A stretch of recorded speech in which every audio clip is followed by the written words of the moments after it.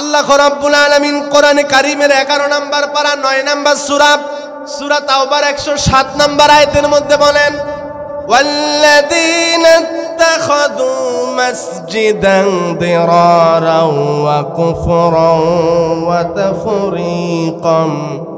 ওয়া তাফরীকাম বাইনাল মুমিনিন।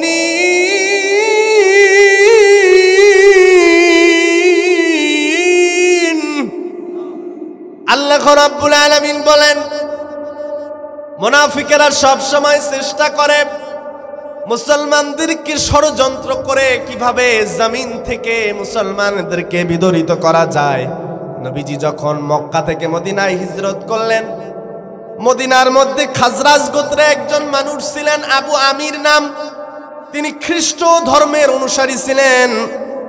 বদরের যুদ্ধ থেকে হুনাইনের যুদ্ধ পর্যন্ত লেখনী দিয়ে, টাকা পয়সা দিয়ে, যুদ্ধ দিয়ে, বিভিন্ন সরঞ্জাম দিয়ে, অশ্বরাজি দিয়ে, উট দিয়ে বিভিন্ন ভাবে সে কুফরি শক্তিকে সাহায্য করেছে। কিন্তু বদরের যুদ্ধ থেকে যখন হুনাইনের যুদ্ধ পর্যন্ত মুসলমানেরা বিজয় লাভ করলো, তখন তিনি মনের আক্ষেপে মদিনা থেকে শাম দেশে চলে গেলেন। শাম মানে হচ্ছে বর্তমানে সিরিয়া, ফিলিস্তিন, জর্ডান সহ কিছু অঞ্চলকে তদানীন্তন সময়ে শাম দেশ বলা হতো। রোমান সাম্রাজ্যের কাছে চলে গেলেন, শাম দেশে চলে গেলেন। আবু আমির গিয়ে মদিনায় চিঠি লিখলেন মুনাফিকদের কাছে, শোনো, বদরের যুদ্ধ থেকে হুনাইনের যুদ্ধ পর্যন্ত এত চেষ্টা করলা, কিন্তু ইসলামের বাণীকে, ইসলামের আলোকে তো নিভাই দিতে পারলা না। আমি রোমান সম্রাটের কাছে এসেছি, আবেদন করেছি, খুব শীঘ্রই তিনি মদিনা আক্রমণ করবেন, মুসলমানদেরকে পরাজিত করবেন, মুহাম্মদকে ধ্বংস করে ফেলবেন, হত্যা করে ফেলবেন, আর ইসলামের ক্ষমতা তোমাদের হাতে দিয়ে দিবেন। মুনাফিকদের করণীয় সম্পর্কে বললেন, শোনো মুনাফিকেরা, ক্ষমতা তোমাদের হাতে হস্তান্তর করতে পারে। এই যে তোমাদের বিজয় যদি তোমরা চাও, তাহলে একটা করণীয় তোমাদেরকে করতে হবে। মুসলমানেরা মসজিদে নামাজ পড়ে, তোমরাও একটা মসজিদ প্রতিষ্ঠা করো। যেই মসজিদটা শুধুমাত্র নামাজের জন্য হবে না, অস্ত্রের কারাগার হবে, অস্ত্র জমা করে রাখা হবে। সেখানে মুনাফিকেরা শুধু সুরাহ করবে, বৈঠক করবে কিভাবে মুসলমানদেরকে হত্যা করা যায়। রোমান সম্রাট যদি কোনো রাষ্ট্রদূত প্রেরণ করে, তাহলে সেই মসজিদের মধ্যে বসে তোমরা সলা পরামর্শ করবে। সিদ্ধান্ত যখন হয়ে গেল, আউযু বিল্লাহি মিনাশ শাইতানির রাজিম, বিসমিল্লাহির রহমানির রহিম। ইন্নাল্লাহা ওয়া মালাইকাতাহু ইউসাল্লুনা আলান নবী ইয়া আইয়ুহাল্লাযীনা আমানু সাল্লু আলাইহি ওয়া সাল্লিমু তাসলিমা। আল্লাহুম্মা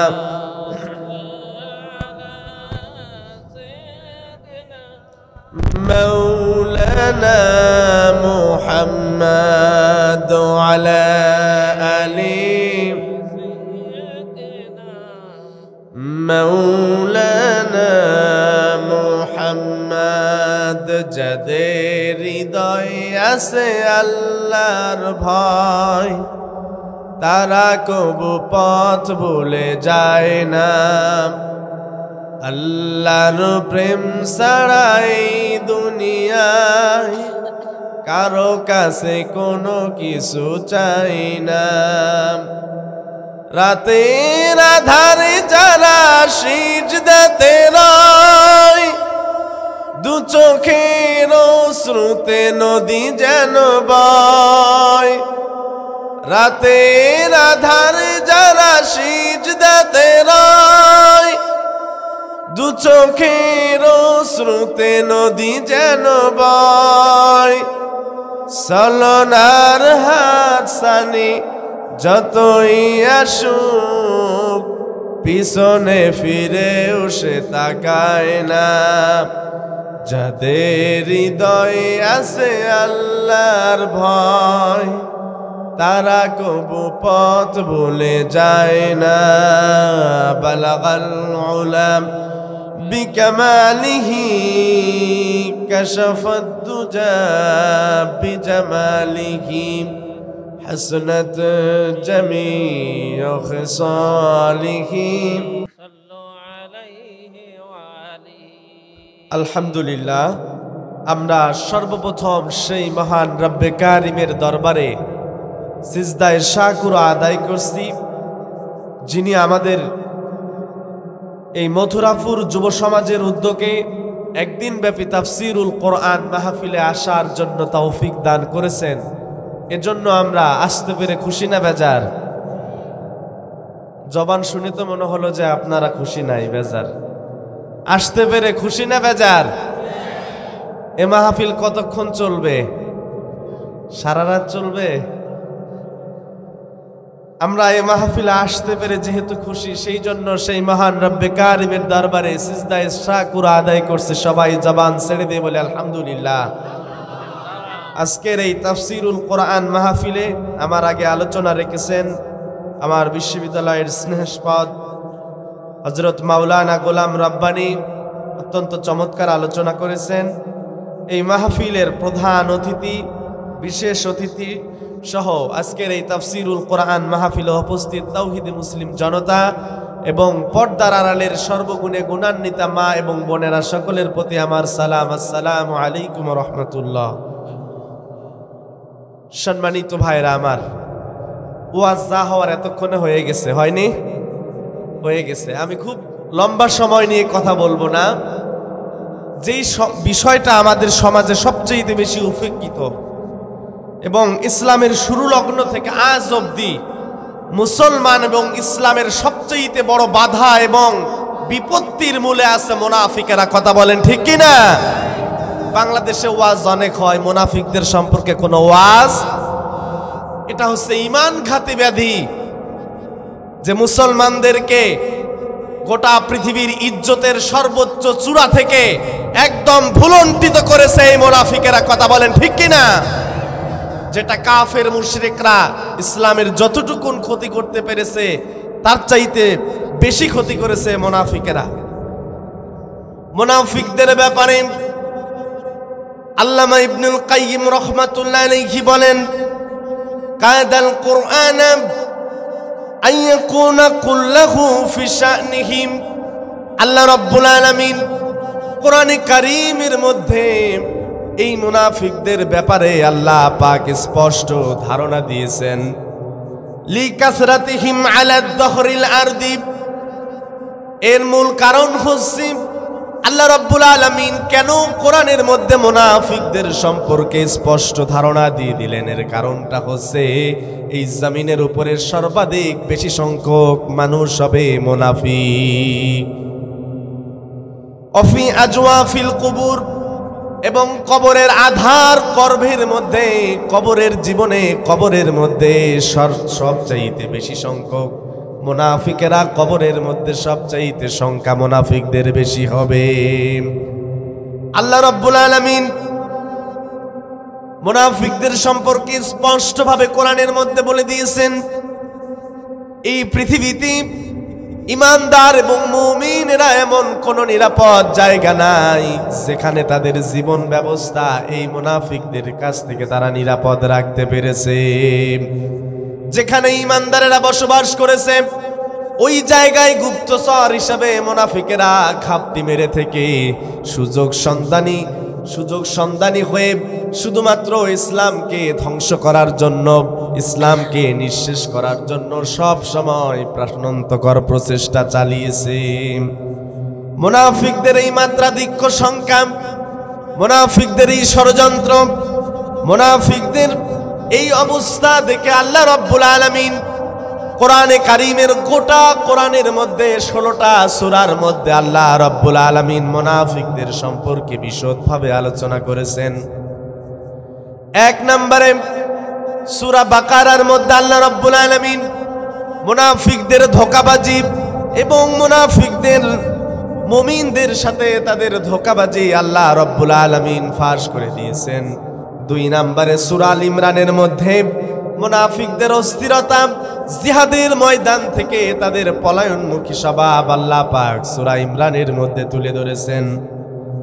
3 নম্বরে হচ্ছে সূরা আন-নিসার মধ্যে আল্লাহ এবং তার রাসূলের আদেশ সীমা লঙ্ঘন করা, আল্লাহ এবং তার রাসূলের আদেশকে উপেক্ষা করে মানব রচিত তন্ত্রমন্ত্রের পিছনে ছোটাছুটি করা, এই মুনাফিকদের যে স্বভাব আল্লাহ রাব্বুল আলামিন সূরা নিসার মধ্যে বলে দিয়েছেন। 4 নম্বরে সূরা মাইদা, এই সূরা মাইদার মধ্যে মুনাফিকেরা বাস্তব জীবনে তারা ঈমানদারদের সঙ্গে থাকলেও কিন্তু বাস্তব জীবনে তারা কাফিরদের নেতৃত্ব মেনে নেয়, তারা জীবনে কাফিরদেরকে নেতা হিসাবে মানে। মুনাফিকদের এই হীন চরিত্র আল্লাহ রাব্বুল আলামিন সূরা মাইদার মধ্যে ফাঁস করে দিয়েছেন। 5 নম্বরে হচ্ছে সূরা আনফালের মধ্যে মুনাফিকেরা আল্লাহ রাব্বুল আলামিনের সঙ্গে একটা চুক্তি করেছিল যে তারা দ্বীনের উপর ইস্তেকামাত থাকবে, অবিচল থাকবে, দ্বীন প্রতিষ্ঠায় আল্লাহর জমিনে আল্লাহর আইন প্রতিষ্ঠায় তারা ব্যস্ত থাকবে। আল্লাহ রাব্বুল আলামিনের সঙ্গে একটি চুক্তি করেছিল, এই চুক্তিটা তারা ভঙ্গ করেছে। সূরা তাওবার মধ্যে মুনাফিকদের আরেকটি স্বভাব আল্লাহ পাক বর্ণনা করলেন। মুনাফিকেরা জিহাদের ময়দান থেকে পলায়নমুখী স্বভাব এবং কাফুরুষতা, জিহাদের নাম শুনলেই তাদের কলিজা কেঁপে ওঠে। মুনাফিকদের এই স্বভাব আল্লাহ পাক বর্ণনা করলেন। 7 নম্বরে সূরা আল হজের মধ্যে ঈমানদারদের প্রতি তাদের হিংস্র মনোভাব আল্লাহ পাক তুলে ধরেছেন। 8 নম্বরে সূরা নূরের মধ্যে দ্বীনের প্রতি তাদের স্বেচ্ছাচারিতা আল্লাহ পাক তুলে ধরেছেন। 9 নম্বরে সূরা আনকাবুতের মধ্যে মুনাফিকদের ধৈর্যহীনতার কথা আল্লাহ পাক তুলে ধরেছেন। 10 নম্বরে সূরা আল আহজাবের মধ্যে আল্লাহ রাব্বুল আলামিনের সঙ্গে প্রতিশ্রুতি ভঙ্গের কথা তুলে ধরেছেন। 11 নম্বরে সূরা আল মুহাম্মাদের মধ্যে মুনাফিকদের কাফুরুষতা আল্লাহ পাক বর্ণনা করেছেন। 12 নম্বরে সূরা আল ফাতহের মধ্যে আল্লাহ রাব্বুল আলামিনের প্রতি মুনাফিকেরা কখনো সুধারণা রাখে না, আল্লাহর প্রতি তারা সব সময় মন্দ ধারণা রাখে। এ কথা আল্লাহ রাব্বুল আলামিন সূরা ফাতহের মধ্যে ফাঁস করে দিয়েছেন। 13 নম্বরে সূরা হাদীদের মধ্যে তাদের ওয়াদা পালনের, ওয়াদা ভঙ্গের, বিশ্বাসঘাতকতার কথা আল্লাহ পাক ফাঁস করে দিয়েছেন। 14 নম্বরে সূরা মুজাদালার মধ্যে মুনাফিকেরা কথায় কথায় দেখবেন যে কসম খায়, কথা বলেন ঠিক কি না? তারা কথায় কথায় কসম করে, তাদের এই স্বভাব আল্লাহ পাক সূরা মুজাদালার মধ্যে তুলে ধরেছেন। 15 নম্বরে সূরা হাশরের মধ্যে ঈমানদারদের সঙ্গে মুনাফিকদের অভদ্র আচরণের কথা আল্লাহ রাব্বুল আলামিন তুলে ধরেছেন। 16 নম্বরে হচ্ছে সূরা তাহরিমের মধ্যে মুনাফিকেরা মুমিনদেরকে তিরস্কার করে, মুমিনদেরকে তারা ঘৃণা করে, তাদের এই হীন স্বভাব আল্লাহ পাক তাহরিমের মধ্যে তুলে ধরেছেন। এবার হাতের ক্যার দিয়ে গুনতে থাকেন, আঙ্গুল দিয়ে এক এক করে গুনে দেখেন। কোরআনে কারীমের 16টা জায়গায় আল্লাহ রাব্বুল আলামিন বিশদভাবে মুনাফিকদের সম্পর্কে আলোচনা করলেন। এই আলোচনা করার উদ্দেশ্য এই নয় যে এই মুনাফিকেরা শুধুমাত্র নবীর যুগে ছিল, এখন নাই, ঠিক কিনা? মুনাফিকেরা বিলুপ্ত হয়ে যায় নাই, নবীর যুগে যেমন ছিল বর্তমান যুগেও তেমন আছে। এর উদ্দেশ্য একটাই হচ্ছে আল্লাহ রাব্বুল আলামিন গোটা পৃথিবীর মুমিনদেরকে মুনাফিকদেরকে সতর্ক করা, মুনাফিকদের চরিত্র সম্পর্কে সতর্ক করা, মুনাফিকদের পথ সম্পর্কে সতর্ক করা, যেন ঈমানদারেরা মুমিনদেরকে, যেন ঈমানদারেরা মুনাফিকদের ধোঁকার মধ্যে পড়ে না যায়। এজন্য আল্লাহ রাব্বুল আলামিন ঈমানদারদেরকে সতর্ক করেছেন।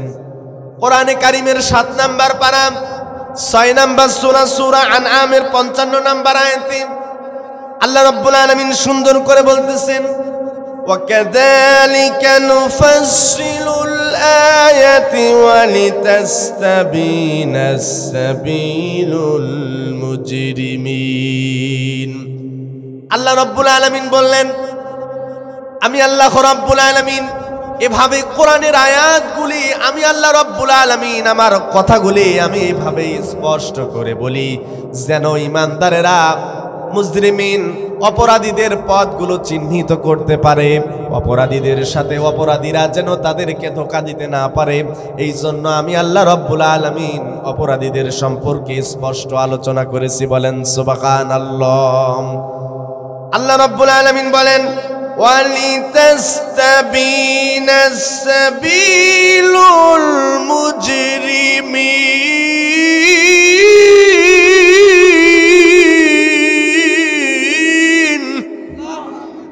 আল্লাহ রাব্বুল আলামিন জানায় দিলেন আমি এতগুলি সূরার মধ্যে মুনাফিকদের সম্পর্কে আলোচনা করার একটা মাত্র উদ্দেশ্য, যেন মুমিনদের সামনে মুজরিমিনদের অপরাধীদের পথটা যেন সুস্পষ্ট দিবালোকের মতো হয়। ঈমানদারেরা যেন মুনাফিকদের ধোঁকার মধ্যে পড়ে না যায়, মুনাফিকেরা যেন ঈমানদারদেরকে হিদায়াতের রাস্তা থেকে জুলুমাতের দিকে যেন টেনে নিয়ে যেতে না পারে। এজন্য আল্লাহ রাব্বুল আলামিন এতগুলি সূরার মধ্যে ঈমানদারদেরকে বারবার মুনাফিকদের নাম ধরে ধরে কোরআনের মধ্যে তাফসীর করেছেন। এই মুনাফিকদের স্বভাব কেমন, মুনাফিকদের চরিত্র কেমন, বৈশিষ্ট্য কেমন, আল্লাহ রাব্বুল আলামিন কোরআনে কারীমের 5 নম্বর পারা 4 নম্বর সূরা নিসার 142 নম্বর আয়াতের মধ্যে বলেন ইন্নাল মুনাফিকিনা ইউখাদিউনা আল্লাহা ওয়া হুয়া খাদিউহুম ওয়া ইযা কামু ইলাস সালাতি কামু কুসালা ইরাউনা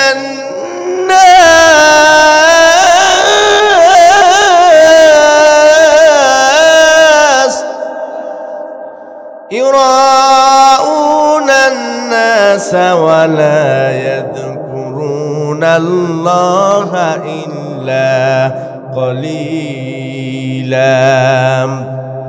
আল্লাহ রাব্বুল আলামিন এই একটি আয়াতের মধ্যে মুনাফিকদের 4টি গুণ আল্লাহ পাক বর্ণনা করলেন। 1 নম্বরে হচ্ছে মুনাফিকেরা আল্লাহকে ধোঁকা দেয়। আল্লাহ রাব্বুল আলামিন বলতেছেন তারা আমাকে ধোঁকা দিতে পারে না, ওয়া হুয়া খাদিউহুম, তারা শুধুমাত্র নিজেদেরকে ধোঁকার মধ্যে নিপতিত করে। বলেন নাউযু বিল্লাহ। মুনাফিকদের 2 নম্বরে বৈশিষ্ট্য হচ্ছে ওয়া ইযা কামু ইলাস সালাতি কামু কুসালা। মুনাফিকেরা যখন সালাতের মধ্যে দাঁড়ায়, নামাজের মধ্যে কোনো প্রাণ থাকে না, নামাজের ভিতরে কোনো খুশুখুশু থাকে না, কোনো বিনয় থাকে না। মুনাফিকেরা এমন শিথিলভাবে সালাত আদায় করে মনে হয় পাগলা মলমের দরকার আছে, ঠিক কি না? নামাজের মধ্যে যখন দাঁড়ায় তখন চুলকানি শুরু হয়ে যায়। অথচ আল্লাহ রাব্বুল আলামিন বলছেন আকুমু লিল্লাহি কানিতিন। আল্লাহ রাব্বুল আলামিন বললেন বান্দারা যখন আমার সামনে দাঁড়াবা, যখন তোমরা আমার সামনে দাঁড়াবা, অত্যন্ত বিনয়ের সাথে, নম্রতার সাথে, একাগ্রতা চিত্ততার সাথে, অত্যন্ত বিনয়ের সাথে তোমরা আমি আল্লাহ রাব্বুল আলামিনের সামনে তোমরা দাঁড়াবা। বলেন সুবহানাল্লাহ। হাদিস শরীফের মধ্যে, মুসলিম শরীফের বর্ণনা, নামাজের ব্যাপারে তারা অত্যন্ত শিথিলতা প্রদর্শন করে, ইবাদতের ব্যাপারে শিথিলতা প্রদর্শন করে, গাফলাতি করে। মুসলিম শরীফের বর্ণনায় বিশেষ করে 2 শ্রেণীর 2 ওয়াক্ত নামাজ আছে। ইন্না আসকালা সলাতিন আলাল মুনাফিকিন, একটা পাহাড়কে যদি একটা মানুষের কাঁধের উপরে দেওয়া হয়, বহন করা যতটা কঠিন তার চাইতেও বেশি কঠিন হচ্ছে মুনাফিকদের জন্য 2 সালাত। কয় সালাত? আল্লাহর হাবিব বললেন সালাতুল ফজরি ওয়া সালাতুল ঈশা, ঈশার সালাত এবং ফজরের সালাত জামাতের সাথে আদায় করা মুনাফিকদের জন্য সবচাইতে বেশি কষ্টকর। মুনাফিকেরা যদি ইশার সালাত এবং ফজরের সালাতের গুরুত্ব সম্পর্কে যদি জানতেন তাহলে তারা হামাগুড়ি দিয়ে ফজর এবং ইশার সালাতে উপস্থিত হতো। এত গুরুত্বপূর্ণ সালাত সাহাবায়ে কেরাম বলতেন আল্লাহর নবীর সময়, যে সময় নবীজি বেঁচে ছিলেন, ওই সময় যারা ফজর এবং ইশার সালাতে জামাতে উপস্থিত হতে পারতেন না, আমরা মনে করতাম ওই মুসলমানগুলি মুনাফিক হয়ে গেছে। এই রকম মুনাফিক মুসলমানের সংখ্যা বাংলাদেশে কম না বেশি? বাংলাদেশে এমন কিছু জেলা আছে, এমন কিছু মসজিদ আছে, দেখবেন ফজরের সময় মুসল্লি শুধু ইমাম আর মুয়াজ্জিন। কথা বলেন ঠিক কিনা? মসজিদের সভাপতি সেক্রেটারির ঘুম ভাঙে সকাল 11টায়, রাত হয় 3টায়, ফজর হয় 11টায়। এরকম সভাপতি সেক্রেটারি আছে না নাই? অথচ মসজিদের সভাপতি এবং সেক্রেটারি হওয়ার দরকার ছিল যিনি ইমামের অনুপস্থিতিতে যিনি সালাত আদায় করতে পারেন। কথা বলেন ঠিক কিনা? একবার দিনাজপুর জেলার বিরল থানার মাহফিলে গিয়ে ফজরের সময় আমি যখন নামাজের মধ্যে উপস্থিত হলাম, দেখলাম শুধুমাত্র 2 জন অপেক্ষা করতেছি। একবার বারান্দায় যাই, আবার ভিতরে আসি। কি গো, কোন এলাকায় এসে ওয়াজ করলাম সারা রাত, 1টা পর্যন্ত ওয়াজ করলাম। ফজরের সময় মুসল্লি হলো ইমাম সাহেব আর মুসল্লি, ইমাম সাহেব আর মুয়াজ্জিন সাহেব। মুয়াজ্জিন সাহেব বলতেছে, হুজুর কি ওয়াজ করলেন? দীর্ঘ 2 মাস থেকে সালাত আদায় করতেছি, নতুন মুয়াজ্জিনের দায়িত্ব নিয়েছি। ফজরের সময় শুধুমাত্র মুসল্লি হচ্ছে আমি এবং ইমাম সাহেব। এইরকম মুসলমান মুনাফিক মসজিদ বাংলাদেশে আছে না নাই? নিজেদেরকে পাক্কা ইমানদার মনে করি, টাটকা ইমানদার মনে করি, অথচ সাহাবীদের যুগে তাদের একটাই চিন্তা চেতনা ছিল, যারা ফজরের এবং ইশার সালাতে উপস্থিত হতে পারতেন না, অন্যান্য সাহাবায়ে কেরাম তাদের ব্যাপারে ধারণা করতেন ওই সাহাবী মনে হয় মুনাফিক হয়ে গেছেন। বলেন নাউযু বিল্লাহ। এই হাদিস যদি ধরি, বাংলাদেশের মসজিদগুলার 100 জনের 98% মুসল্লি আমরা মুনাফিক। কথা বলেন। তাহলে আজকে থেকে ফজরের নামাজ আর ইশার নামাজ কাজা হবে? কাদের কাদের হবে না একটু হাত তুলে দেখেন তো। যারা হাত তোলেন নাই তাদের নামাজ কাজা হবে না? লিল্লাহে তাকবীর। আল্লাহ কবুল করুক হাত নামান। মুনাফিকদের 3 নম্বরে বৈশিষ্ট্য হচ্ছে ইউরাউনান নাস। আল্লাহ পাক বলতেছেন এই পৃথিবীর মধ্যে সবচাইতে চালাক ধোঁকাবাজ হচ্ছে মুনাফিকেরা। তারা কোনো কাজ আল্লাহর জন্য করে না। ইমানদার যদি কোনো কাজ করে সেটা কেবলমাত্র একজনের জন্য করে। বলেন তো তিনি কে? কুল ইন্না সলাতি ওয়া নুসুকি ওয়া মাহইয়ায়া ওয়া মামাতি লিল্লাহি রাব্বিল আলামিন। যিনি মুসলমান হবেন, ইমানদার হবেন, প্রথমেই ঘোষণা দিয়ে দেন, বলো আমার নামাজ, আমার জীবন, আমার কোরবানি, আমার বেঁচে থাকা শুধুমাত্র কেবলমাত্র একজনের জন্য। বলেন তো তিনি কে? অথচ আল্লাহ রাব্বুল আলামিন বলতেছেন যারা মুনাফিক হবে তারা সবচেয়ে বড় ধোঁকাবাজ। অর্থাৎ তারা ইউরাউনান নাস ওয়া লা ইয়াযকুরুনা আল্লাহা ইল্লা কলিলা। তারা এই পৃথিবীতে কোনো কাজ আল্লাহর জন্য করে না, দান করলেও মানুষকে দেখানোর জন্য করে। মসজিদে 1 লাখ টাকা দান করেছে, তার মানে আগামীতে 3 বছর পরে সভাপতি আমি। কথা কন ঠিক কিনা? আজ থেকে 5-4 বছর আগে একবার মাহফিলে গিয়েছিলাম। মাহফিলের সভাপতি সাহেব, চেয়ারম্যান সাহেব 5000 টাকা দান করেছে। শুধুমাত্র নাম না বলার কারণে, ওনার জন্য স্পেশাল দোয়া না করার কারণে টাকা ফেরত নিয়েছে। এইরকম ধান্দাবাজ মুনাফিক মুসলমান বাংলাদেশে আছে না নাই? আপনাদের যোগীপাড়ায় নাই, আমাদের লালমনিরহাট রংপুরে আছে। কথা কন ঠিক কিনা?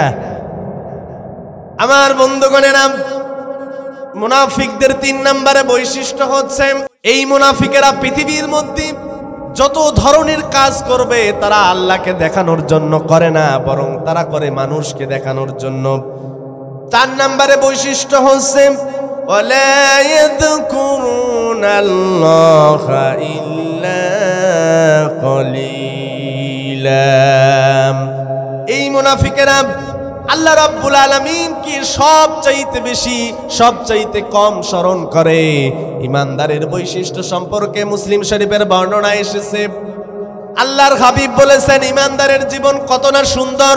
সুখের সময় বলে আলহামদুলিল্লাহ, কষ্টের সময় বলে আলহামদুলিল্লাহ আলা কুল্লি হাল, বলেন সুবহানাল্লাহ। সুখের সময় আল্লাহর প্রশংসা আছে না নাই? কষ্টের সময় আল্লাহর প্রশংসা করে। আর শুধুমাত্র মুনাফিকদের বৈশিষ্ট্য হচ্ছে তারা যখন বিপদে পড়ে, মুসিবতে পড়ে, তারা জানে একজনের কুদরত আছে, তিনি ছাড়া এখান থেকে রেহাই পাওয়ার কোনো উপায় নাই। তিনি কে? ওই সময় আল্লাহ রাব্বুল আলামিনকে ডাকে। যখন তার জীবনের সুখের দিনগুলি আসে তখন আল্লাহ পাককে ভুলে যায়, আল্লাহকে ভুলে যায়, আল্লাহকে জিকির করে না, আল্লাহকে স্মরণ করে না। মুনাফিকদের বৈশিষ্ট্য হচ্ছে মুনাফিকেরা খুব কম সময় তারা আল্লাহ রাব্বুল আলামিনকে স্মরণ করে। আল্লামা ইবনুল কাইয়িম রাহমাতুল্লাহ আলাইহি বলেছেন, ফাইন্না বালাইয়াতাল ইসলামি বিহিম শাদীদুন জিদ্দান। এই পৃথিবীর মধ্যে ইসলামের জন্য যতগুলি বড় বড় বিপদ আছে, মুসিবত আছে, তার মধ্যে সবচাইতে বড় বাধা, সবচাইতে বড় বিপদের নাম হচ্ছে মুনাফিক। সবচাইতে বড় বাধার নাম কি? মুনাফিক।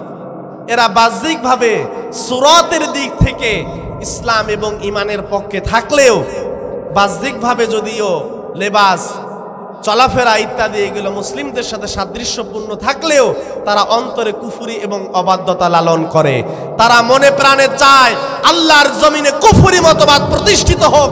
এটা কাম্য হচ্ছে মুনাফিকদের, কথা বলেন ঠিক কিনা? আর ঈমানদার বুলেটের সামনে বুকের তাজা রক্ত ঢেলে দেয়, তার উদ্দেশ্য একটাই থাকে আল্লাহর জমিনে আল্লাহর দ্বীন কায়েম, কথা বলেন ঠিক কিনা?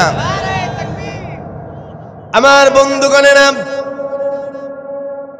এই মুনাফিকদের 5 নম্বর বৈশিষ্ট্য হচ্ছে এই পৃথিবীর আবহমান কাল থেকে মুনাফিকেরা কখনোই মুসলমানদের পক্ষে ছিল না। মুনাফিকেরা সব সময় কুফরি শক্তির পক্ষে থাকে।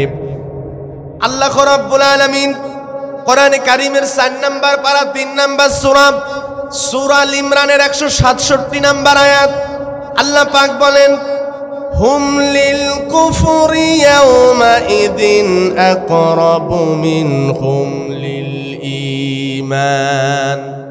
এই আয়াতটি উহুদের ময়দানের বিপরীতে নাজিল হয়। উহুদের ময়দানে যখন নবীজি উহুদ পাহাড়ের পাদদেশে যখন গিয়ে পৌঁছলেন, পৌঁছানোর পরে ফজরের সালাত আদায় করলেন।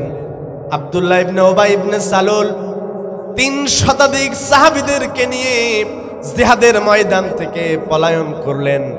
এখানে পলায়ন করার উদ্দেশ্য হচ্ছে 2টা, যেন আব্দুল্লাহ ইবনে উবাইয়ের দেখা দেখি সাধারণ মুসলমানেরা যেন জিহাদের ময়দান থেকে চলে যায়। 2 নম্বরে হচ্ছে সাহসী মুসলমান যারা থাকবে তাদের মনোবল যেন ভেঙে যায়, আর কাফির এবং মুশরিকরা দেখে যেন আনন্দিত হয়, তারা যেন জিহাদের ময়দানে বিজয়ের তামান্না নিয়ে মুসলমানদের বিরুদ্ধে যুদ্ধ করতে পারে।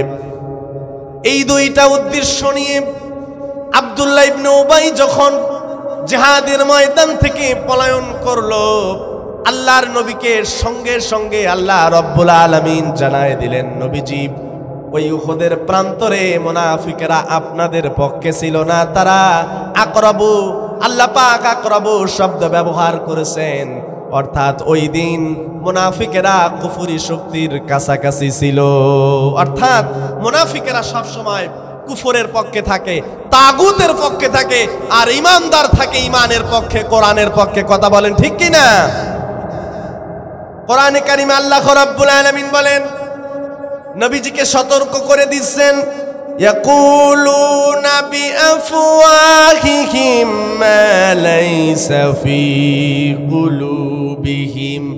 আল্লাহ রাব্বুল আলামিন নবীজিকে বলতেছেন, নবীজি এই মুনাফিকদের কথা আপনি বিশ্বাস করবেন না, কারণ তাদের মুখে এক কথা, তাদের অন্তরে এক কথা।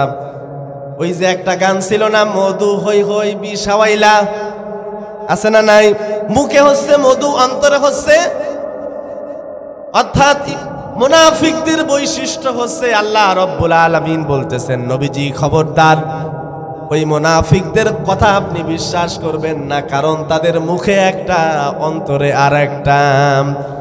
আল্লাহ রাব্বুল আলামিন বলতেছেন তারা মুখ দিয়ে যেটা বলে, বাহ্যিক দিক থেকে যেটা প্রকাশ করে, নবীজি আসলে তাদের অন্তরের মধ্যে অন্য কিছু বিষয় আছে।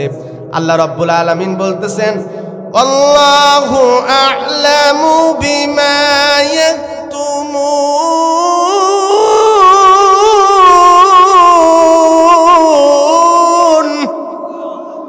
আল্লাহ রাব্বুল আলামিন নবীজিকে বলতেছেন, নবীজি মুনাফিকদেরকে যদি তোমরা চিনতেও না পারো, মুনাফিকদের বাহ্যিক বেশভূষা দেখে যদি মনে হয় তারা মুসলমান, কিন্তু তারা অন্তরের মধ্যে যেগুলি গোপন রাখে সেগুলি কে জানেন? সেগুলি কে জানেন? আল্লাহ রাব্বুল আলামিন বলেন মুনাফিকেরা যেই বিষয়গুলি অন্তরের মধ্যে গোপন রাখে সেই কথাগুলি আমি আল্লাহ রাব্বুল আলামিন জানি, এবং আমি আল্লাহ রাব্বুল আলামিন সেই বিষয়গুলোকে প্রকাশ করে দেই। বলেন সুবহানাল্লাহ।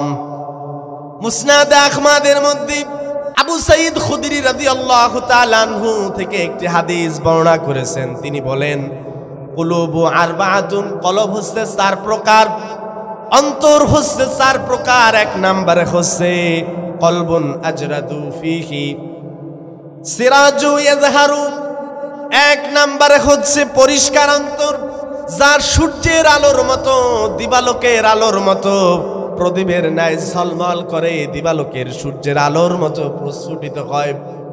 আল্লাহর নবী সাহাবীদেরকে বলতেছেন এই অন্তর হচ্ছে মুমিনদের অন্তর।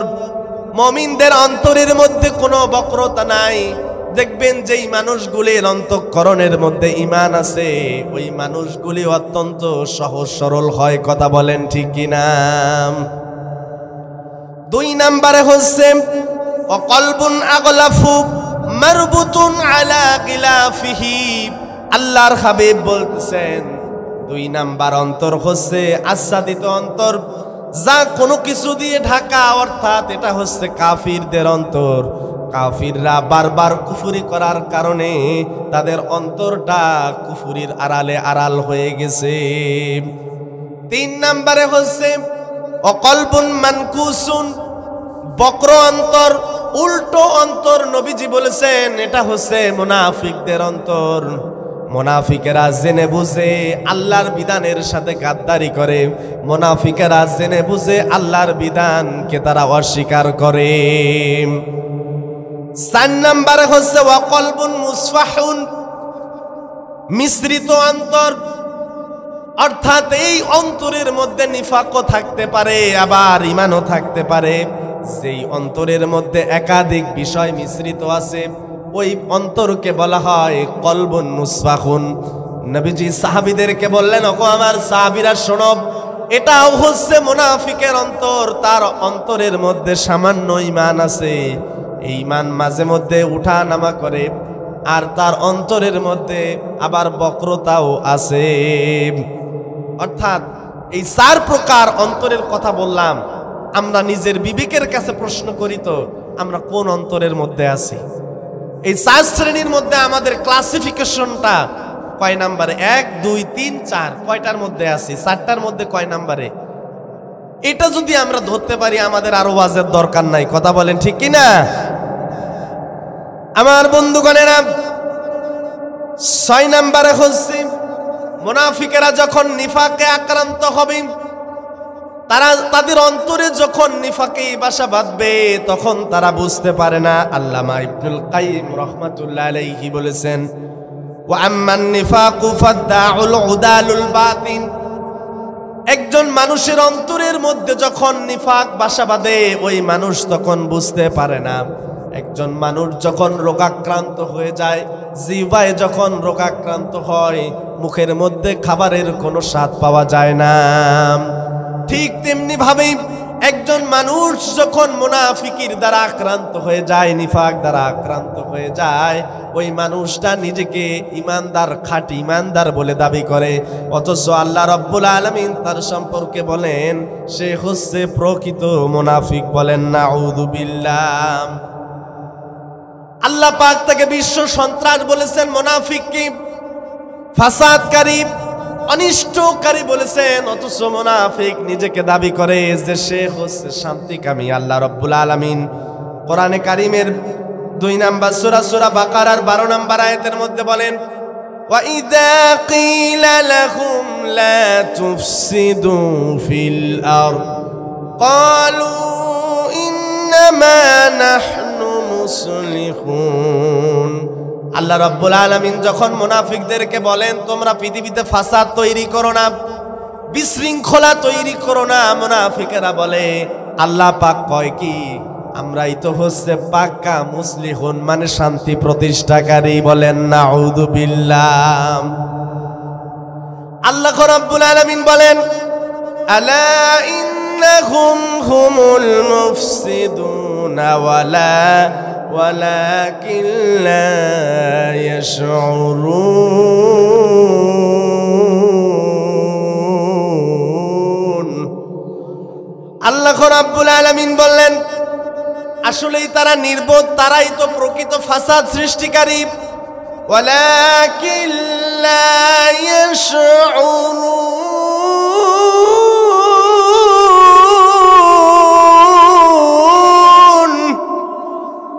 আল্লাহ রাব্বুল আলামিন বললেন আসলে তারা বোঝে না, তারাই প্রকৃতপক্ষে নির্বোধ, তারাই প্রকৃতপক্ষে তারাই ফাসাদ সৃষ্টিকারী। এটা তারা মুনাফিকেরা বোঝে না। মুনাফিকেরা নিজেদেরকে যতই মুসলিহুন বলে দাবি করুক, এই পৃথিবীর মধ্যে যত কিছু ফাসাদ তৈরি করে মুনাফিকেরা। সাহাবায়ে কেরাম নিজেদের মধ্যে নিফাক নিয়ে ভয় করতেন, মাঝে মাঝে নিজেদেরকে আত্মসমালোচনা করতেন, আসলে কি আমি একজন খাঁটি মুসলমান হতে পারতেছি কিনা, আমি কি নিজে পাক্কা ইমানদার হতে পেরেছি কিনা। অথচ আমাদের এমন ভাবখানা যে নাম হচ্ছে আব্দুল মুমিন, যদি বলা হয় ভাই আপনার ইমান আছে নাকি, বলে ভাই আপনি কি নাম দেখে টের পাচ্ছেন না, আমার নামই তো হচ্ছে আব্দুল মুমিন। কথা কন ঠিক কিনা? ইমান নাই মানে নাম হচ্ছে আব্দুল মুমিন, আমরা নামে কাটা মুসলমান, নামের উপরে আমাদের অনেকের ইমান চলে যাচ্ছে। অথচ সাহাবায়ে কেরাম তারা নিজেদের ইমান নিয়ে পর্যালোচনা করতেন, নিজেদের অন্তরে কুফরি আছে কিনা এটা নিয়ে তারা পর্যালোচনা করতেন। ইমাম বুখারী রাহমাতুল্লাহ আলাইহি তার কিতাবের মধ্যে প্রখ্যাত তাবী ইবনে মুলাইকা থেকে একটি হাদিস বর্ণনা করেন। ইবনে মুলাইকা রাহমাতুল্লাহ আলাইহি তিনি বলেন আদরাকতু 30 মিন আসহাবিন নবী সাল্লাল্লাহু আলাইহি সাল্লাম, আমি আমার জীবিত দশায় 30 জন আল্লাহর নবীর সাহাবীর সাক্ষাৎ লাভ করেছিলাম। কুল্লুহুম ইয়াখাফুন নিফাকি আলা নাফসিহি, আমার জীবিত দশায় আমি 30 জন নবীর সাহাবীর সাক্ষাৎ লাভ করেছি। এই 30 জন সাহাবীকে আমি খুব কাছ থেকে দেখেছি, যারা সব সময় নিজেদের ব্যাপারে শঙ্কিত থাকতেন, আতঙ্কিত থাকতেন, না জানি কখন আমার অন্তঃকরণের মধ্যে নিফাক ঢুকে যায়। কিন্তু আমাদের চলন বলন চলাফেরা এমন যে আমরা কোনোদিন মরবই না। কথা বলেন ঠিক কি না?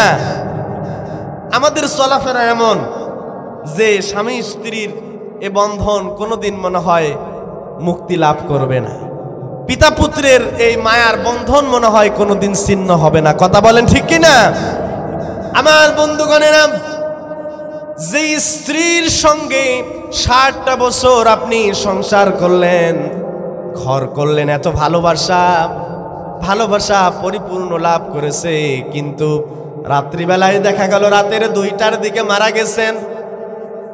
শুধুমাত্র 1 ঘন্টার জন্য যদি স্ত্রীকে বলা হয় যে 1 ঘন্টা তুমি তোমার স্বামীর পাশে দরজা বন্ধ করে শুয়ে থাকবে, আমার মনে হয় না বাংলাদেশে এমন কোন স্ত্রী খুঁজে পাওয়া যাবে যে তার মৃত স্বামীর সঙ্গে 1 ঘন্টা ঘুমাতে পারে।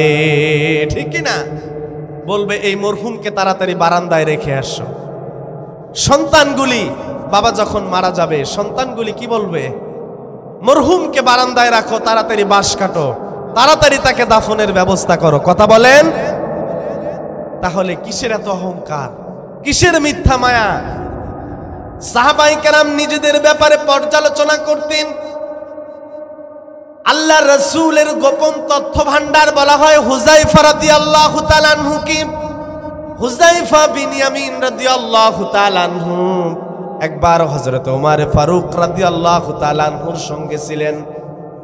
হযরত ওমর ফারুক রাদিয়াল্লাহু তাআলা আনহু কি দুইয়া উমর লি জানাজা, উমর রাদিয়াল্লাহু তাআলা আনহুকে একটি জানাজায় ডাকা হলো। ফাখরাজা ফিহা, হযরত ওমর রাদিয়াল্লাহু তাআলা আনহু ঘর থেকে বের হলেন, জানাজায় যাবেন। হযরত হুযায়ফা রাদিয়াল্লাহু তাআলা আনহু বলতেছেন ফাতাআল্লাকতু, আমি উমর রাদিয়াল্লাহু তাআলা আনহুকে টেনে ধরলাম, তাকে জড়ায় ধরলাম। ফাকুলতু, আমি বললাম ইয়া আমিরুল মুমিনিন, আপনি কোথায় যাচ্ছেন?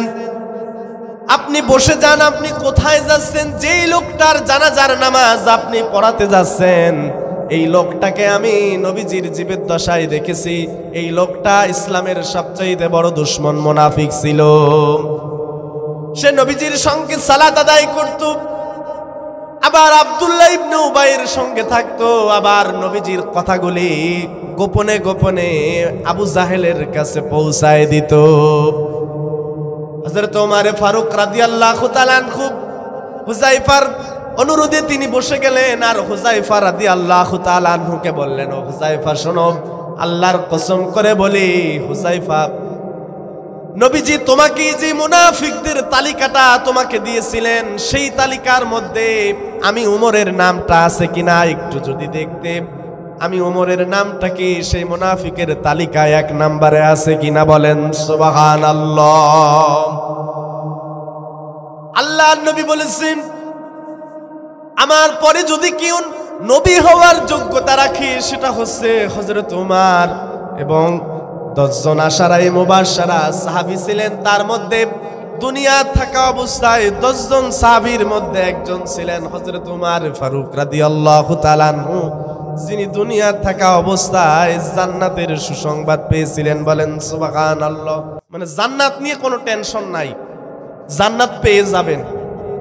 কিন্তু তারপরও দেখেন নিজের ব্যাপারে শঙ্কিত ছিলেন যে নবীজি হুযায়ফার কাছে যে গোপন তথ্য বলে গেছেন, মুনাফিকদের যে তালিকা দিয়ে গেছেন, না জানি আমি ওমরের নামটা 1 নম্বরে আছে কিনা।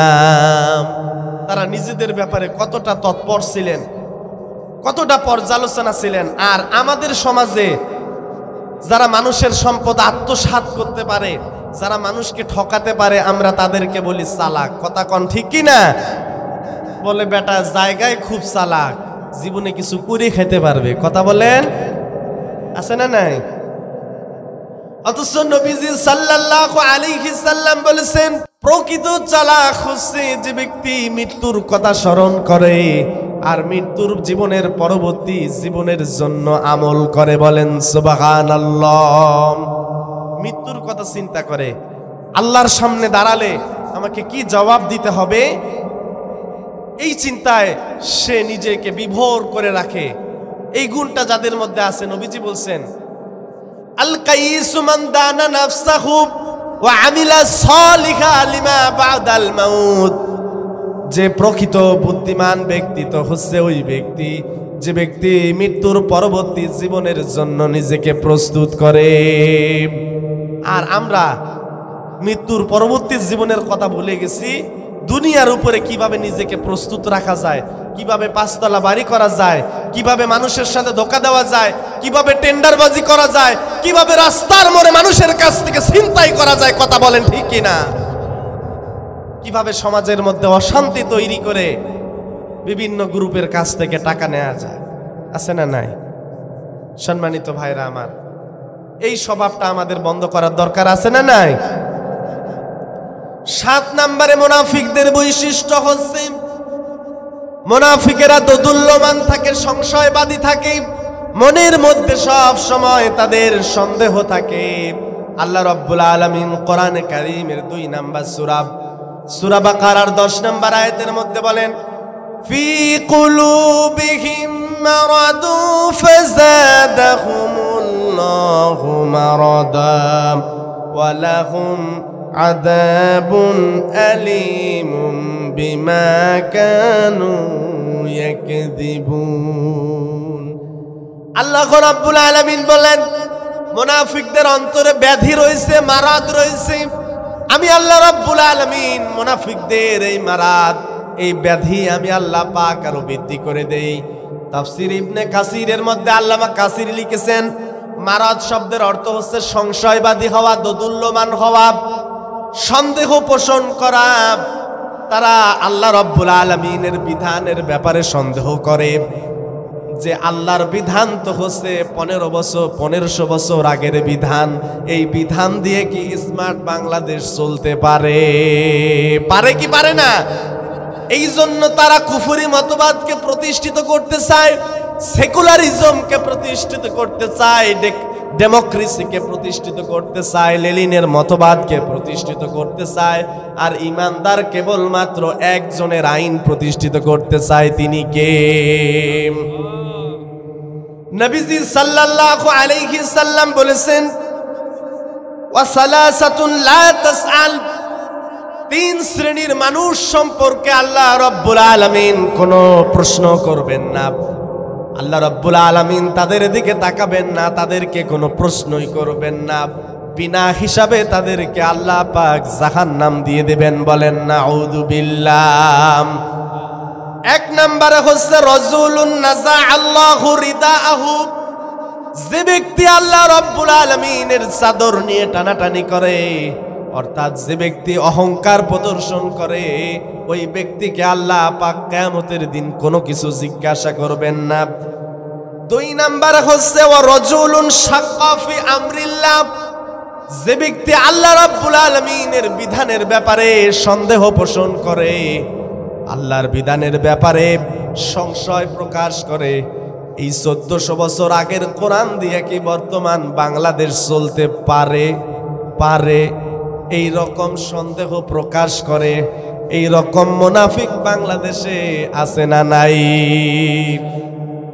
যাদের এই অন্তরের মধ্যে এই সংশয়টা আছে, নবীজি বলেছেন আল্লাহ রাব্বুল আলামিন তাদেরকে কোনো প্রশ্নই করবেন না, বিনা হিসাবে তাদেরকে জাহান্নামের মধ্যে দিয়ে দিবেন। বলেন নাউযু বিল্লাহ।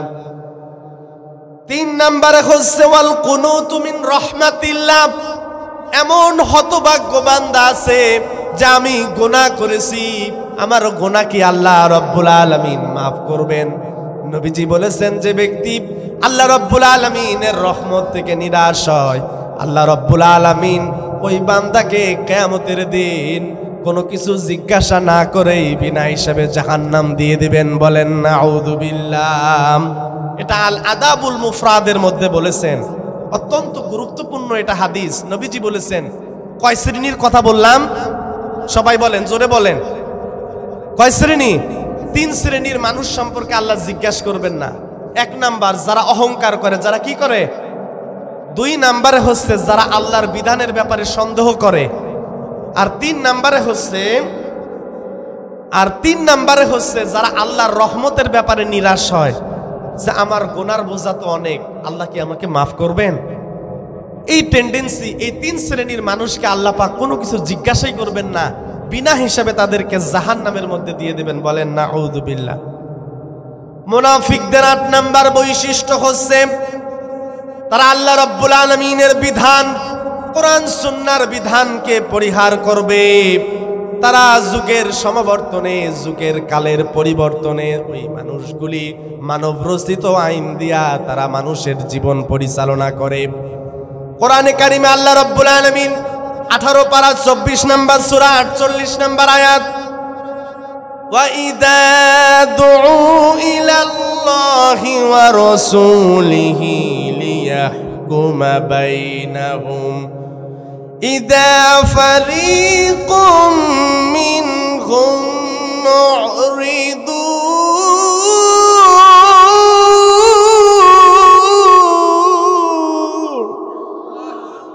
আল্লাহ রাব্বুল আলামিন বললেন, যখন মুনাফিকদেরকে আল্লাহ এবং তার রাসূলের দিকে ডাকা হয় তখন তারা পৃষ্ঠ প্রদর্শন করে।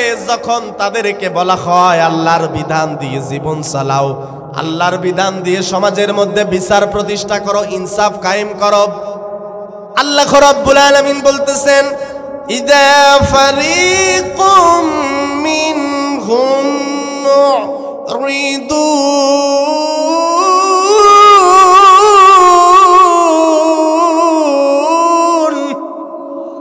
আল্লাহ রাব্বুল আলামিন বলেন নবীজি আপনি খুব কম সংখ্যক মানুষ পাবেন যে ঈমানদারদের মধ্যে কিছুমাত্র কম সংখ্যক মানুষ পাবেন যারা আল্লাহর বিধান দিয়ে মানুষের জীবন পরিচালনা করবে। খুব কম সংখ্যক মানুষ পাবেন, অধিকাংশ মানুষ তারা পৃষ্ঠ প্রদর্শন করবে, বলবে চলবে না, শরিয়া আইনে আমরা বিশ্বাস করি না। যারা বলে বাংলাদেশের শরিয়া আইন চলবে না তারা হচ্ছে স্পষ্ট ভাষায় তারা কাফির, কথা বলেন ঠিক কিনা? এটা শাহজালালের পুণ্যভূমি, শাহ মাকদুমের পুণ্যভূমি। এই বাংলার জমিনে কোন গৌর গোবিন্দের শাসন প্রতিষ্ঠা হবে না, কথা বলেন ঠিক কিনা? এই বাংলাদেশের সুজলা সুফলায় বাংলায় শুধুমাত্র আল্লাহর জমিনে আল্লাহর কোরআন দিয়ে কথা বলবে, আল্লাহর কোরআন দিয়ে রাষ্ট্র চলবে। আগামী সময়ে আমরা কোরআনের পক্ষে থাকবো, রাজি আছি তো ইনশাআল্লাহ? আল্লাহ রাব্বুল আলামিন মুনাফিকদের 9 নাম্বার বৈশিষ্ট্য তুলে ধরেছেন। মুনাফিকেরা সব সময় ইহুদি এবং খ্রিস্টানদের সাথে সুসম্পর্ক বজায় রাখবে, মুনাফিকেরা কখনো ঈমানদারদের সাথে সম্পর্ক রাখবে না। কোরআনে কারিমে আল্লাহ রাব্বুল আলামিন 6 নাম্বার পারা 5 নাম্বার সূরা মাইদার 80 নাম্বার আয়াতের মধ্যে বলেন তারা কাসীরাম মিনহুম ইয়াতাওয়াল্লাউনা আল্লাযীনা কাফারু। আল্লাহ রাব্বুল আলামিন নবীজিকে বললেন নবীজি মুসলমানেরা সংখ্যায় যদিও বেশি হয় আপনি মুসলমানদের দিকে যখন তাকাবেন ওখান থেকে তাদের সংখ্যায় যদি তারা বেশি হয় দেখবেন মুসলমানদের মধ্যে অধিকাংশগুলোই হচ্ছে মুনাফিক, অধিকাংশগুলো ইয়াতাওয়াল্লাউনা আল্লাযীনা কাফারু, যারা কুফরি করেছে তাদের দিকে তারা মুখ ঘুরায় দিবে আর ঈমানদারদের দিকে তারা পৃষ্ঠ প্রদর্শন করবে। এটা হচ্ছে মুনাফিকদের বৈশিষ্ট্য। ইমাম মুজাহিদ রহমাতুল্লাহ আলাইহি এখানে অধিকাংশ কথা বলতে মুনাফিকদের কথা তিনি তাফসীর করেছেন যে আল্লাহ রাব্বুল আলামিন নবীজিকে বলছেন মুনাফিক মুসলমানেরা সংখ্যায় যদিও বেশি হয় তাহলে দেখবেন সংখ্যার মধ্যে ভালোভাবে পর্যবেক্ষণ করে দেখবেন নবীজি মুসলমানদের মধ্যে অধিকাংশগুলোই হচ্ছে মুনাফিক থাকবে। তাদের 10 নাম্বার বৈশিষ্ট্য হচ্ছে মুনাফিকেরা সব সময় ইসলামকে ষড়যন্ত্র করে, ইসলামকে সমূলে ধ্বংস করার জন্য সব সময় চেষ্টা করে, সুযোগ পেলেই তারা চেষ্টা করে ইসলামকে সমূলে মূলোৎপাটন করতে হবে। আল্লাহ রাব্বুল আলামিন কোরআনে কারীমের 11 নাম্বার পারা 9 নাম্বার সূরা তাওবার 107 নাম্বার আয়াতের মধ্যে বলেন ওয়াল্লাযীনা ইত্তাখাযু মাসজিদান দিরারাও ওয়া কুফরান ওয়া তাফরীকাম বাইনাল মুমিনিন।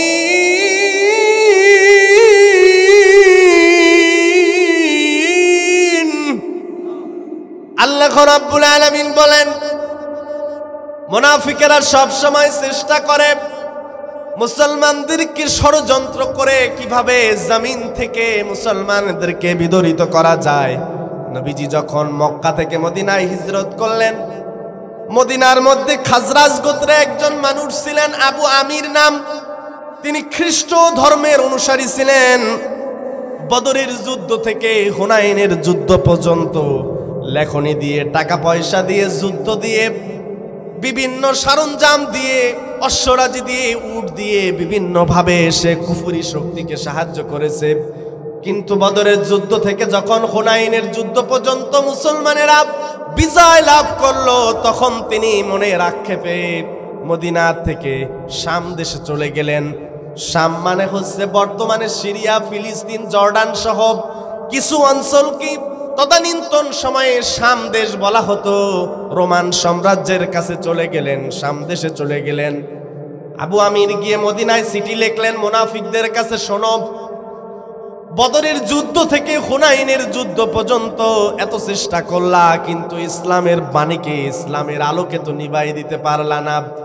আমি রোমান সম্রাটের কাছে এসেছি, আবেদন করেছি, খুব শীঘ্রই তিনি মদিনা আক্রমণ করবেন, মুসলমানদেরকে পরাজিত করবেন, মুহাম্মদকে ধ্বংস করে ফেলবেন, হত্যা করে ফেলবেন, আর ইসলামের ক্ষমতা তোমাদের হাতে দিয়ে দিবেন।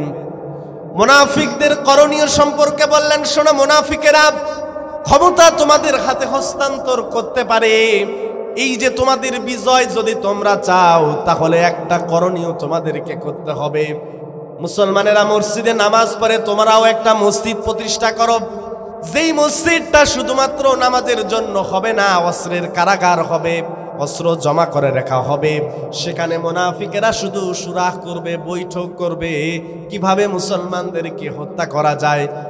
রোমান সম্রাট যদি কোনো রাষ্ট্রদূত প্রেরণ করে, তাহলে সেই মসজিদের মধ্যে বসে তোমরা সলা পরামর্শ করবে। সিদ্ধান্ত যখন হয়ে গেল, মুনাফিকের সর্দার নবীজির কাছে গেলেন, বললেন, ইয়া রাসূলুল্লাহ, একটা মসজিদ তো আপনার ঘরের পাশে, আর একটা মসজিদ, মসজিদে কুবা আমাদের জন্য অত্যন্ত কষ্টকর হয়ে যাচ্ছে। সকল মানুষ, সকল শ্রেণীর মানুষ মসজিদে কুবার মধ্যে যেতে পারে না। শীতের সময় প্রচন্ড কষ্ট হয়, বৃষ্টির সময় প্রচন্ড কষ্ট হয়। সুতরাং আমরা মুসলমানদের এই কষ্ট লাঘবের জন্য আমরা মসজিদে দিরার আমরা নির্মাণ করেছি। ইয়া রাসূলুল্লাহ, আপনি একটু যদি আসতেন, মসজিদে দিরার যদি আপনি উদ্বোধন করে দিতেন।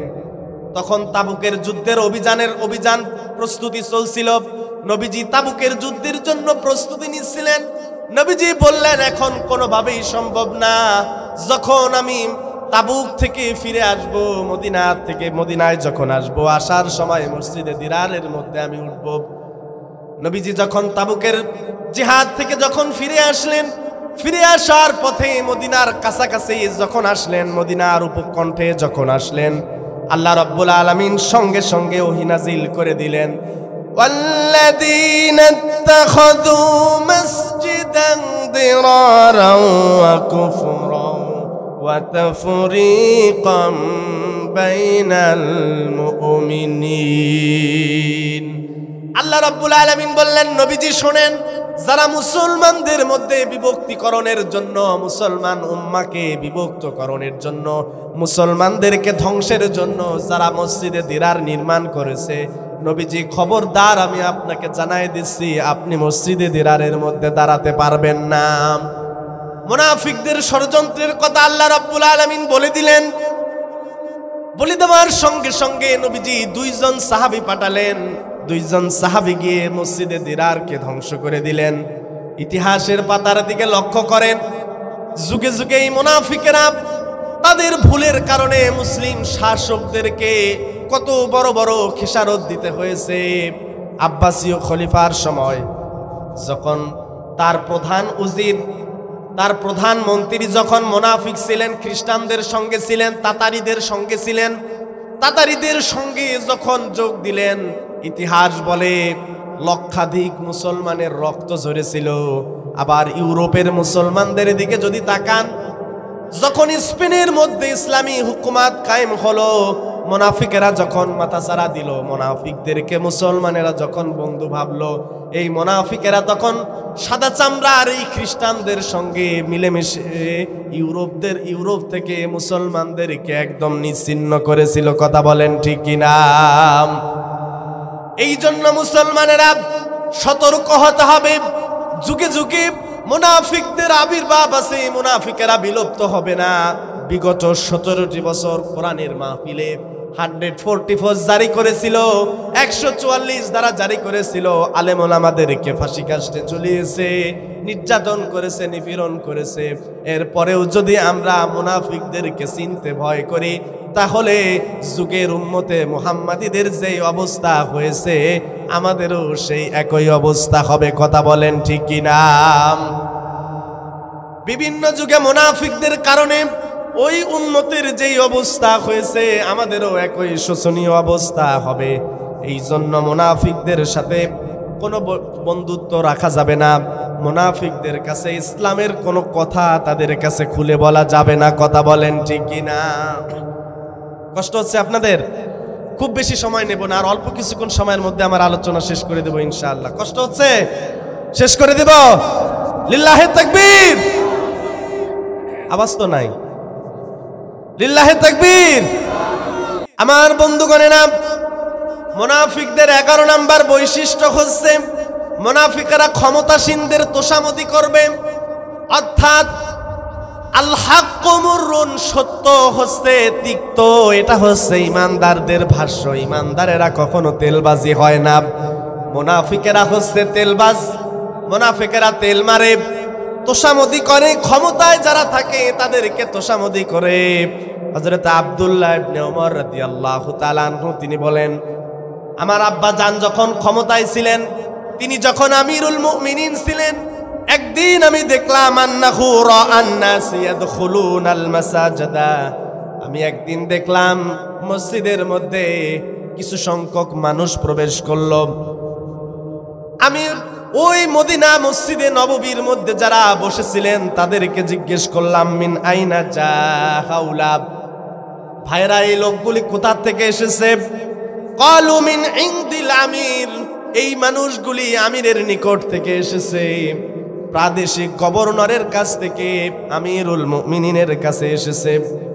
আব্দুল্লাহ ইবনে ওমর লোকদেরকে জিজ্ঞাসা করলেন, এই লোকগুলি কি ওই খারাপ কাজের, অর্থাৎ বাদশা যখন ভালো কাজ করে তাকে উৎসাহ দেয় কিনা, বাদশা যখন কোনো ভুল কাজ করে, প্রদেশের গভর্নর যখন কোনো ভুল কাজ করে তাকে সেই ভুল কাজ থামিয়ে দেয় কিনা? লোকেরা বলল, না, এই কাজ তো তখনই তারা করে না, বরং তারা যখন শাসকের সামনে আসে তখন শাসকের সামনে শাসকের তোষামদি করে, শাসকের তেলবাজি করে, শাসকের ভালোবাসে, শাসকের ভালো ভালো কথা বলে। কিন্তু শাসক যখন সামনে থেকে চলে যায় তখন বলে, তার দোষ ত্রুটি বলে, আর বলে, মরলে এই বেটা মরে না কেন? এরকম লোক আছে না নাই? বলে বেটা মরে না কেন, মরলেই তো আলহামদুলিল্লাহ। এরকম লোক আছে না নাই? অর্থাৎ তোষামদি করে। অথচ ইমানদার যিনি হবেন তিনি কোনো তোষামদি করবেন না। কথাটা মিথ্যা হলেও, কথাটা সত্য হলেও, তিক্ত হলেও তিনি জনগণের মাঝে বলে দিবেন। হযরত আব্দুল্লাহ ইবনে ওমর রাদিয়াল্লাহু তাআলা আনহু বলেন, এই রকম তোষামদকারী কিছু মানুষ আমি নবীজির যুগে দেখেছিলাম, যারা নবীজির যুগে মুনাফিক নামে অভিহিত ছিল।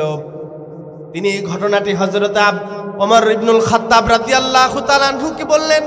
আমিরুল মুমিনিন হযরত ওমর ইবনুল খাত্তাব রাদিয়াল্লাহু তাআলা আনহুর সঙ্গে সঙ্গে ফরমান জারি করলেন, বললেন, তুমি সঙ্গে সঙ্গে জানিয়ে দাও তারা যেন মসজিদ থেকে এখনই বের হয়ে যায়, নতুবা আমি তাদেরকে বন্দী করতে বাধ্য হব। সঙ্গে সঙ্গে তারা মসজিদ থেকে বের হয়ে গেল। সুতরাং এই পৃথিবীতে যেখানেই তেলবাজি হবে বুঝবেন ওইখানে মুনাফিক আছে। কথা বলেন ঠিক কিনা? 12 নম্বর বৈশিষ্ট্য হচ্ছে কোরআনের ব্যাপারে তারা কঠোর মনোভাব প্রকাশ করে। কোরআন যখন তাদের সামনে পাঠ করা হয় তখন তারা বাহ্যিকভাবে কোরআনের স্বীকৃতি দিলেও, কোরআনের প্রশংসা করলেও তারা মনে প্রাণে চায় না আল্লাহর জমিনে কোরআন প্রতিষ্ঠিত হোক। কথা বলেন ঠিক কিনা? আল্লাহ রাব্বুল আলামিন বলেন, আফালা ইয়াতাদাব্বারুনাল কুরআনা আম আলা কুলুবিন আফকালুহা। আল্লাহ রাব্বুল আলামিন বলেন, তারা কোরআন নিয়ে কেন গবেষণা করে না? তাদের অন্তরের মধ্যে আখফালুহা, আল্লাহ রাব্বুল আলামিন বলতেছেন তাদের অন্তর কি তালাবদ্ধ হয়েছে কিনা?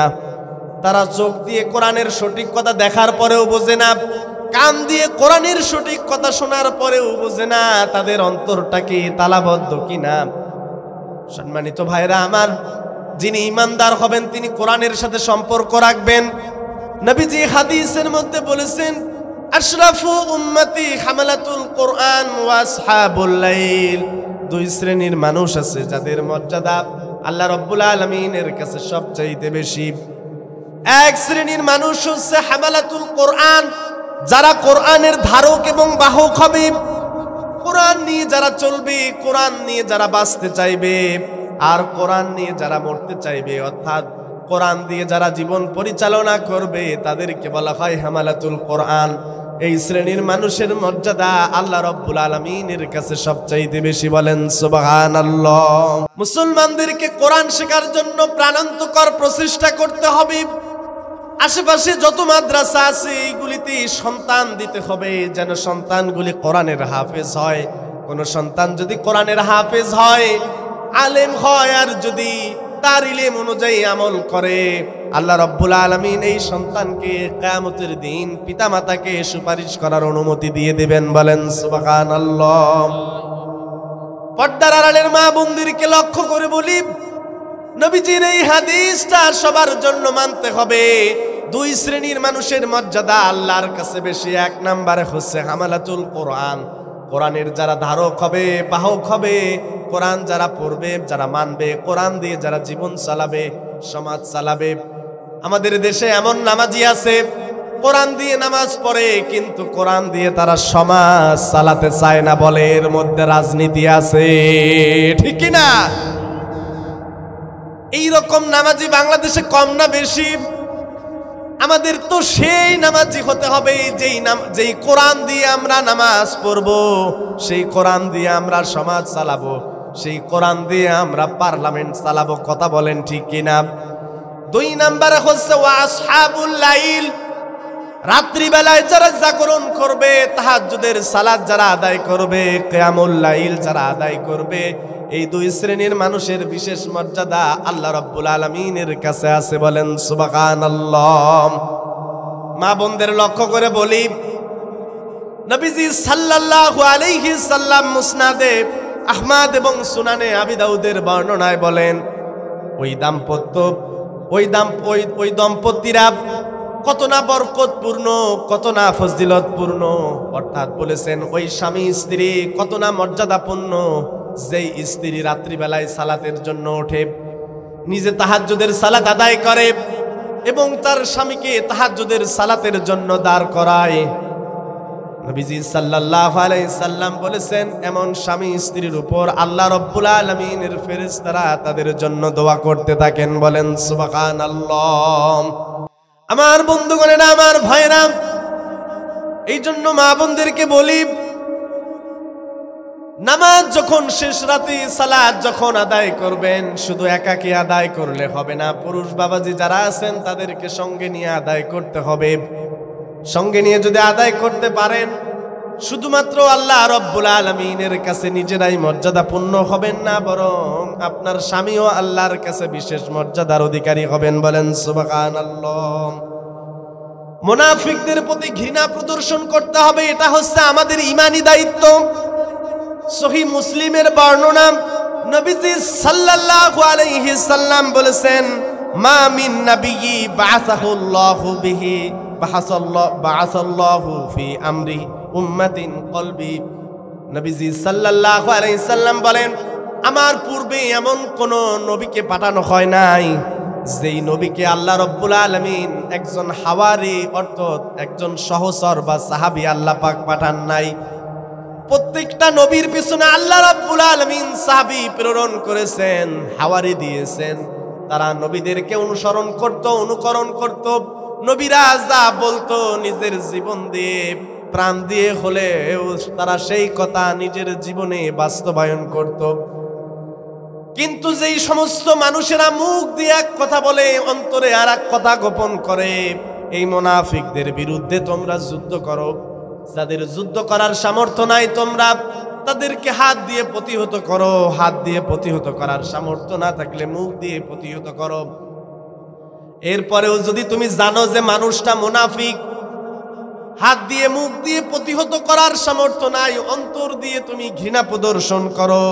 তুমি যদি অন্তর দিয়ে ঘৃণা প্রদর্শন করতে পারো কেবলমাত্র, তাহলে তুমি ঈমানদার। যদি কোনো মুমিন যদি কোনো মুনাফিকের সাথে সখ্যতা গড়ে তোলে, মুনাফিকের প্রতি যদি ঘৃণা প্রদর্শন করতে না পারে, নবীজি বলেছেন ওই ব্যক্তি মুমিন হতে পারে নাই। বলেন নাউযুবিল্লাহ।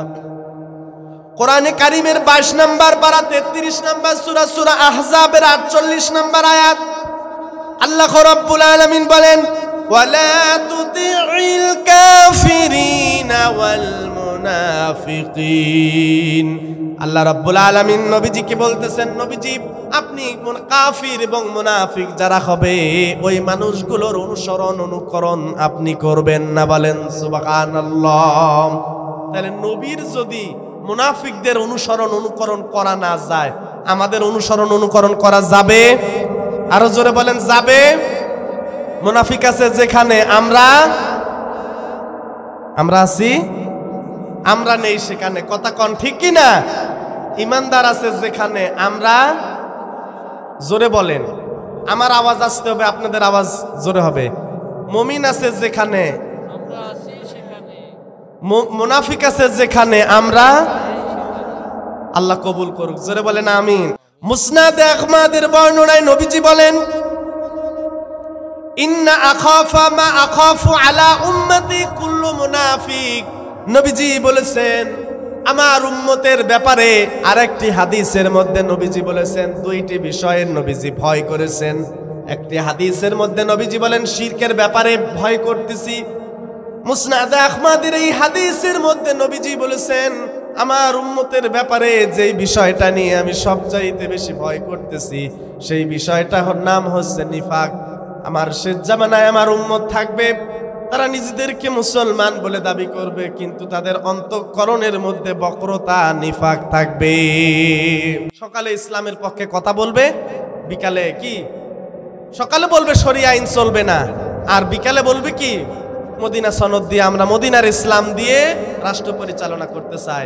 আর মিয়া মদিনার রাষ্ট্র, মদিনার ইসলাম দিয়ে যদি রাষ্ট্র পরিচালনা করতে চাও তাহলে বাংলাদেশের সংবিধান হতে হবে আল কোরআন। কথা বলেন ঠিক কি না? আমার বন্ধুগণেরা, এই মুনাফিকরা কিয়ামতের দিন যখন অন্ধকারের মধ্যে নিমজ্জিত হয়ে যাবে, অন্ধকারের মধ্যে যখন নিপতিত হয়ে যাবে, তখন তারা নূর অর্থাৎ আলোর জন্য তারা ইমানদারদের পিছু পিছু ছুটতে থাকবে। ঠিক এমন সময় একটা বজ্রপাত হবে, নিনাদ হবে, একটি বিকট আওয়াজ হবে। আওয়াজ হওয়ার সঙ্গে সঙ্গে তারা নূর থেকে ছিটকে পড়বে। ইমানদারেরা এক দলে থাকবে আর মুনাফিকেরা আর এক দলে থাকবে। অর্থাৎ আল্লাহ রাব্বুল আলামিন কোরআনে কারিমের 4 নম্বর সূরা সূরা আন-নিসার 145 নম্বর আয়াতের মধ্যে আল্লাহ রাব্বুল আলামিন বলেন ইন্নাল মুনাফিকিনা ফিদ দারকিল আসফালি মিনান নার ওয়া লান তাজিদা লাহুম নাসীরা।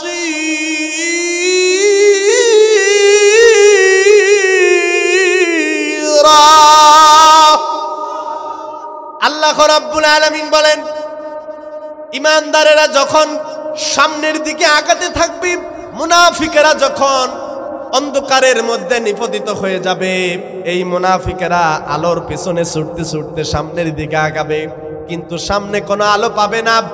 আল্লাহ রাব্বুল আলামিন একটা প্রাচীর দাঁড় করিয়ে দিবেন, একটা দেয়াল দাঁড় করিয়ে দিবেন। বিশাল বড় একটা বজ্র নিনাদ হবে, আওয়াজ হবে। আওয়াজ হওয়ার সঙ্গে সঙ্গে ইমানদারেরা এক দলে থাকবে আর মুনাফিকেরা আলাদা দলে থাকবে। আল্লাহ পাক বলতেছেন শুধু দলই আলাদা করে দেব না, বরং তাদেরকে আমি আল্লাহ রাব্বুল আলামিন আসফালি মিনান নার, আমি আল্লাহ পাক তাদের জাহান্নামের সর্বনিম্ন স্তরে তাদেরকে প্রবেশ করাবো। বলেন নাউযু বিল্লাহ। আর আমি আল্লাহ রাব্বুল আলামিন কিয়ামতের দিন যখন ইমানদারদেরকে আমি সাহায্য করব, ওই সময় মুনাফিকেরা তাদের কোনো সাহায্যকারী পাবে না। ওয়ালান তাজিদা লাহুম নাসীরা। আল্লাহ রাব্বুল আলামিন বলেন ওই সময়, ওই কঠিন মুহূর্ত সময় যখন দলের মধ্যে একটা প্রাচীর তৈরি হয়ে যাবে, অন্ধকার আর নূরের একটা যুদ্ধ হবে, কুফর এবং জুলুমাতের একটা বাধা হবে, মাঝে একটা বাধা হবে, ওই সময় তা মুনাফিকেরা অনেককেই ডাকবে, কিন্তু ওই সময় তারা কোনো সাহায্যকারী পাবে না। সাহায্য কেবলমাত্র আখিরাতে থাকবে ইমানদারদের জন্য। বলেন সুবহানাল্লাহ। আল্লাহ রাব্বুল আলামিন বলেন আমতাজুল ইয়াউমা আইয়ুহাল মুজরিমুন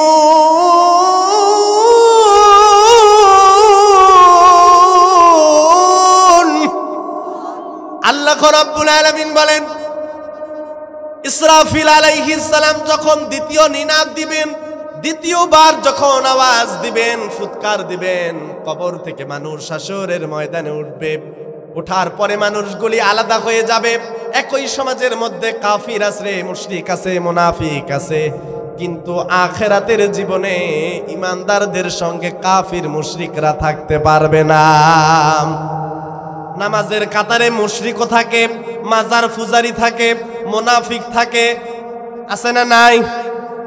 মসজিদে বলে ইয়াকা না'বুদু ওয়া ইয়াকা নাস্তাঈন, মসজিদের মধ্যে বলে আল্লাহ তোমার ইবাদত করি, তোমারই বিধান দিয়ে আমার জীবন পরিচালনা করতে চাই, কিন্তু মসজিদ থেকে বাহিরে এসে আযান ইকামত দিয়ে টেবিলের নিচে ঘুষ খায়, আছে না নাই? টেবিলের নিচে হাত দিয়ে সুদের টাকা গনে, আছে না নাই? এরকম লোক আছে না নাই? আমার বন্ধুগণেরা, এই মানুষগুলি এক কাতারে সমাজের মধ্যে থাকতে পারে। বিড়িখোর, ঘুষখোর, জিনাখোর, মদখোর এক কাতারে থাকতে পারে, কিন্তু কিয়ামতের দিন হযরত ইসরাফিল আলাইহিস সালাম যখন দ্বিতীয়বার নিনাদ দিবেন, দ্বিতীয়বার যখন আওয়াজ হবেন, ওই দিন তারা আলাদা হয়ে যাবে। ইমানদারদের সারি থাকবে একটা, কাফিরদের সারি থাকবে একটা, মুশরিকদের সারি থাকবে একটা, আর মুনাফিকদের সারি থাকবে সর্বনিম্ন স্তরে। বলেন নাউযু বিল্লাহ। আল্লাহ রাব্বুল আলামিন আমাদের সবাইকে নিফাক থেকে আমাদেরকে হেফাজত করুক। কথা আর বেশি লম্বা করব না, মা বোনদের সম্পর্কে দুই একটি কথা বলেই আমার আলোচনা আমি শেষ করে দেব। পর্দার আড়ালের মা বোনদের সম্পর্কে বলি, আল্লাহ রাব্বুল আলামিনের কাছে ইবাদত কবুল হওয়ার অন্যতম শর্ত আর জান্নাত পাওয়ার অন্যতম শর্ত হচ্ছে স্বামীর আনুগত্য করা। বুখারী শরীফ, সুনানে আবি দাউদ, তিরমিজি শরীফ, মুসনাদে আহমদ, সহিহ ইবনে হিব্বান সহ প্রায় 7 থেকে 8টা হাদিস গ্রন্থের নারীর অধিকার নিয়ে যে অধ্যায়গুলো আছে, প্রত্যেকটা অধ্যায় আমি পড়াশোনা করে দেখেছি।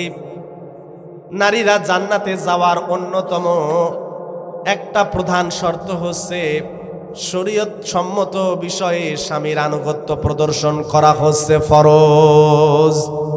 শরীয়ত বিরোধী কোনো কথা যদি স্ত্রীকে যদি স্বামী নির্দেশ দেয়, সেই কথা মানা যাবে না। বুখারী শরীফের বর্ণনায় নবীজি বলেন, উরিতু ফিল জান্নাহ, আমাকে জান্নাত যখন দেখানো হলো, জান্নাতের মধ্যে আমি উকি মেরে দেখলাম অধিকাংশই হচ্ছে জান্নাতের মধ্যে অধিকাংশই আমি দেখলাম দুনিয়াতে যারা দরিদ্র ছিল, গরিব ছিল, যাদের কোনো প্রাচীর অট্টালিকা ছিল না, গাড়ি ছিল না, বাড়ি ছিল না, সামান্য কিছু ইনকাম ছিল, এই ইনকামের উপরে, অল্পের উপরে তুষ্ট থেকে আল্লাহর ইবাদত বান্দেগি করেছে, আল্লাহর ইবাদত বান্দেগি করে আল্লাহকে রাজি খুশি করেছে, এই রকম দরিদ্র মানুষরা জান্নাতে যাবে বেশি।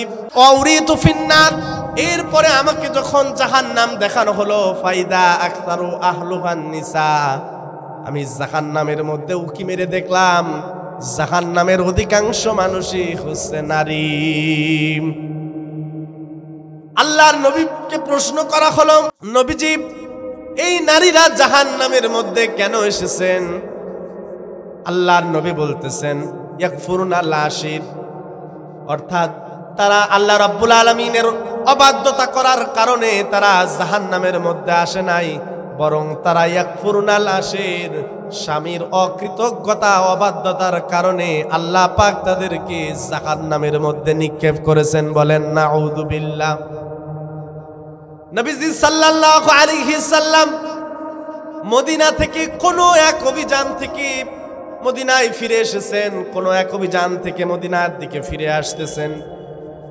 এমন সময় পাহাড়ি 2টা উট নবীজির সামনে আসলেন, এসে নবীজিকে সালাম করতেছেন, ভালোবাসা প্রদর্শন করতেছেন। এমন সময় আল্লাহর নবীর সাহাবীরা নবীজিকে বলতেছেন, ইয়া রাসূলুল্লাহ, ইয়া হাবিবাল্লাহ, আপনি আমাদেরকে অনুমতি দিন, আমরাও আপনাকে সিজদা করি। নবীজি সাল্লাল্লাহু আলাইহি সাল্লাম বলেছেন, আল্লাহ রাব্বুল আলামিন যদি তার সিজদার পরে এই পৃথিবীতে কোনো মানুষদেরকে সিজদা করার অনুমতি দিতেন, তাহলে প্রত্যেক স্ত্রীদেরকে তার স্বামীদেরকে সিজদা করার জন্য নির্দেশ দিতেন। বলেন সুবহানাল্লাহ। একজন পিতার অবর্তমানে বিয়ের পরে পিতার যে দায়িত্ব তার চাইতেও বেশি দায়িত্ব হচ্ছে স্বামীর। এই জন্য স্বামীর অনুমতি ছাড়া বাপের বাড়িও যাওয়া জায়েজ নাই। কথা কন ঠিক কিনা? মা বোনেরা, এই ওয়াজ শোনার পরে আমার মনে হয় না আর একটি টাকাও মাহফিলে দান করবেন। কথা কন। আমার বন্ধুগণেরা, ইসলাম যে অধিকার দিয়েছে এখানে আমার কিছু করার নাই। নবীজি সাল্লাল্লাহু আলাইহি সাল্লাম স্বামীকে এত বড় মর্যাদাপূর্ণ স্থানে অধিষ্ঠিত করেছেন। আবার নবীজি সাল্লাল্লাহু আলাইহি সাল্লাম স্ত্রীদেরকেও সম্মানিত জায়গায় অধিষ্ঠিত করেছেন। নবীজি সাল্লাল্লাহু আলাইহি সাল্লাম বলেছেন, খায়রুকুম খায়রুকুম লিআহলিহি, তোমাদের মধ্যে ওই মানুষগুলি আল্লাহ রাব্বুল আলামিনের কাছে সর্বাধিক প্রিয় যেই মানুষগুলি তার স্ত্রীর নিকট সবচাইতে বেশি পছন্দনীয়। যে তার স্ত্রীর নিকট উত্তম সে আল্লাহর কাছেও কি উত্তম। যে তার স্ত্রীর কাছে খারাপ সে তার কি আল্লাহর কাছেও কি খারাপ। নবীজি সাল্লাল্লাহু আলাইহি সাল্লাম স্ত্রীদের গল্প শুনতেন, ধাঁধা শুনতেন। ছোটবেলায় দেখতাম আমরা বড় মামা যারা থাকতেন, খালু যারা থাকতেন, নানুদের কাছ থেকে আমরা গল্প শুনতাম, ধাঁধা শুনতাম। কথা বলেন ঠিক কিনা? নবীজি সাল্লাল্লাহু আলাইহি সাল্লাম স্ত্রীদের কাছ থেকে ধাঁধা শুনতেন।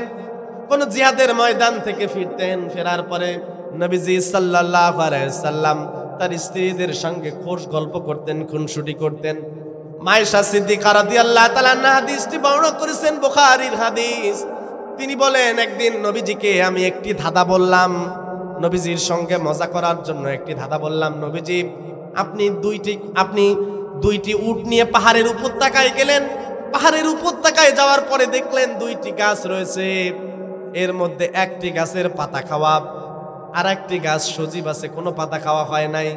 নবীজি সাল্লাল্লাহু আলাইহি সাল্লাম কে প্রশ্ন করা হলো, ইয়া রাসূলুল্লাহ আপনি কোন গাছ থেকে উটকে পাতা খাওয়াবেন? মায়েশা সিদ্দিকার জবাবে নবীজি মুস্কি মুস্কি হেসে বলেন, যে গাছ থেকে কোনো উট পাতা খায়নি সেই গাছ থেকে আমি পাতা খাওয়াবো। আল্লাহর নবী আয়েশাকে মুস্কি মুস্কি হেসে বলে, আয়েশা তুমি এই কথাটা কেন আমাকে জিজ্ঞেস করেছো? এর কারণ আমি জানতে পেরেছি আল্লাহ রাব্বুল আলামিন আমার স্ত্রীদের মধ্যে কুমারী স্ত্রী কেবলমাত্র তোমাকে দান করেছেন, এই জন্য তুমি এই ধাঁধাটা ধরেছো। বলেন সুবহানাল্লাহ। পাতা খাওয়ার অর্থ হচ্ছে কুমারিত্ব, অর্থাৎ কেবলমাত্র আল্লাহ পাক হযরত আয়েশাকেই একমাত্র কুমারী স্ত্রী দান করেছেন, খোশ গল্প করেছেন। আমার তো মনে হয় না আমার পুরুষ বাবাজিদের এই ধৈর্য আর টেম্পার আছে। ধাঁধা তোর ধাঁধা লেপের নিচে রাখ, ফ্রিজের মধ্যে রাখ, কালকে শুনবো। কথা বলেন ঠিক কিনা? বাজার থেকে আসছে, স্ত্রী কোনো সুন্দর একটা কথা বলছে, এক ধামকিতে মনে করেন ঘর থেকে ধাঁধা আর কিসের কি হাতে, ধাঁধা অলরেডি ফ্রিজে গিয়ে ডিপ ফ্রিজে বরফ হয়ে গেছে। কথা কন আছে না নাই? পুরুষদেরকে বলি টেম্পার হারানো যাবে না, ধৈর্য হারানো যাবে না। বাহির থেকে যখনই আসতে হবে স্ত্রীদের সঙ্গে খোশ গল্প করতে হবে, খুনসুটি করতে হবে। স্ত্রীদের সঙ্গে মজার মজার গল্প নবীজি যেমন করেছেন ঠিক তেমনি ভাবে মজার গল্প করার দরকার আছে না নাই? আমার বন্ধুগণেরা, এই জন্য বলতে চাই, সংসার যদি সুখী করতে চান, সংসারে যদি শান্তি আনতে চান, পুরুষ বাবাজিদেরকে বলবো স্ত্রীদের প্রতি সহনশীল হতে হবে। যেমন নবীজি বলেছেন, বুখারীর হাদিস, ফাস্তাউসু বিন-নিসাই খায়রান, নারীদের সঙ্গে সদ্ব্যবহার করো।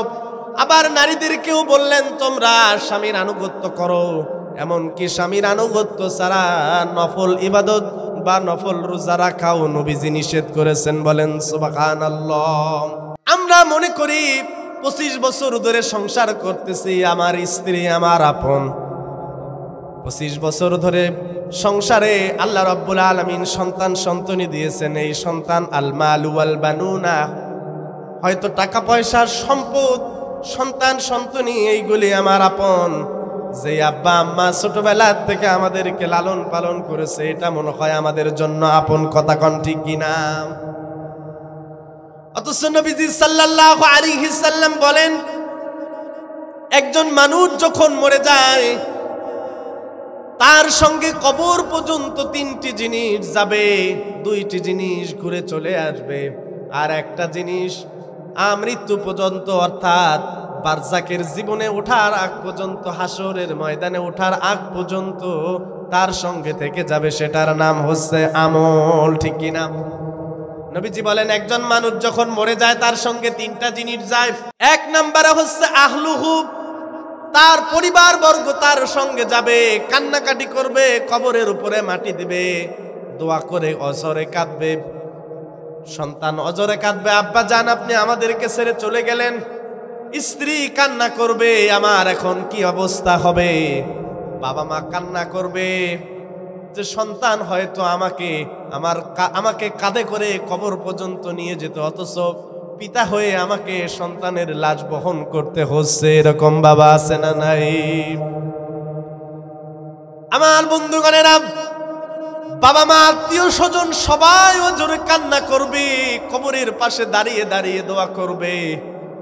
যখন আপনার কবরে যখন মাটি দেওয়া হবে, কিছুদিন আগে একটা জানাজায় গিয়েছি, যাওয়ার পরে সব সময় ভাবতেছি আজকের এই জানাজার এই খাটিয়াটার উপরে যদি আমি আমিনুল ইসলাম থাকতাম আমার অবস্থাটা কি হতো। কবরের মধ্যে দাফন করে দেওয়া হবে, আমি নিজে জানাজা পড়িয়েছি, কবরের মধ্যে দাফন করে দেওয়া হবে। বাঁশের কাপাসি চেনেন?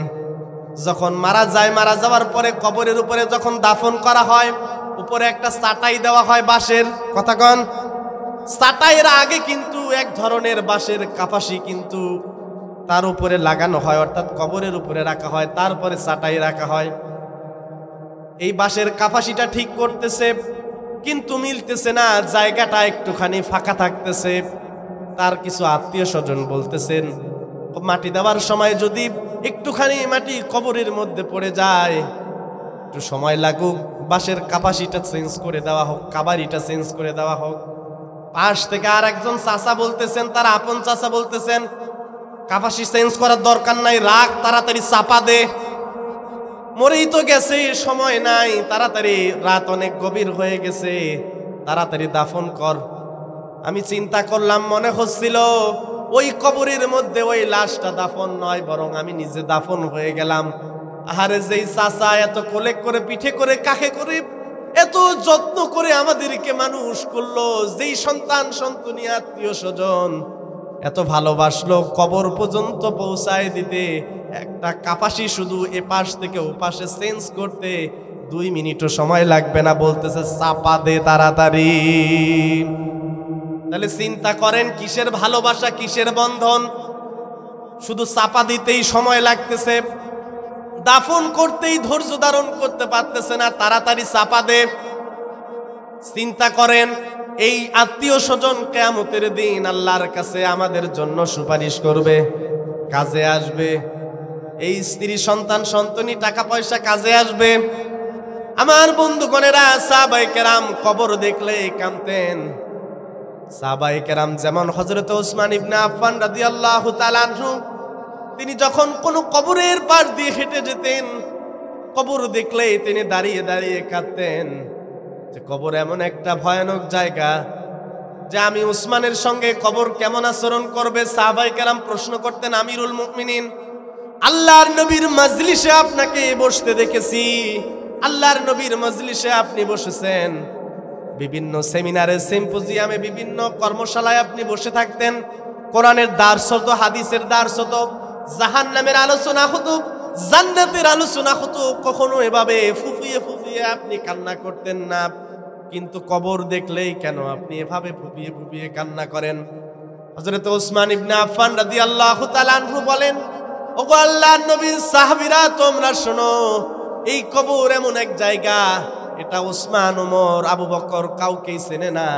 আমি জানি না দুনিয়ার থাকা অবস্থায়, আমি জান্নাতের সুসংবাদ প্রাপ্ত হওয়ার পরেও আমি জানি না এই কবর আমি উসমানের সঙ্গে কেমন আচরণ করবে।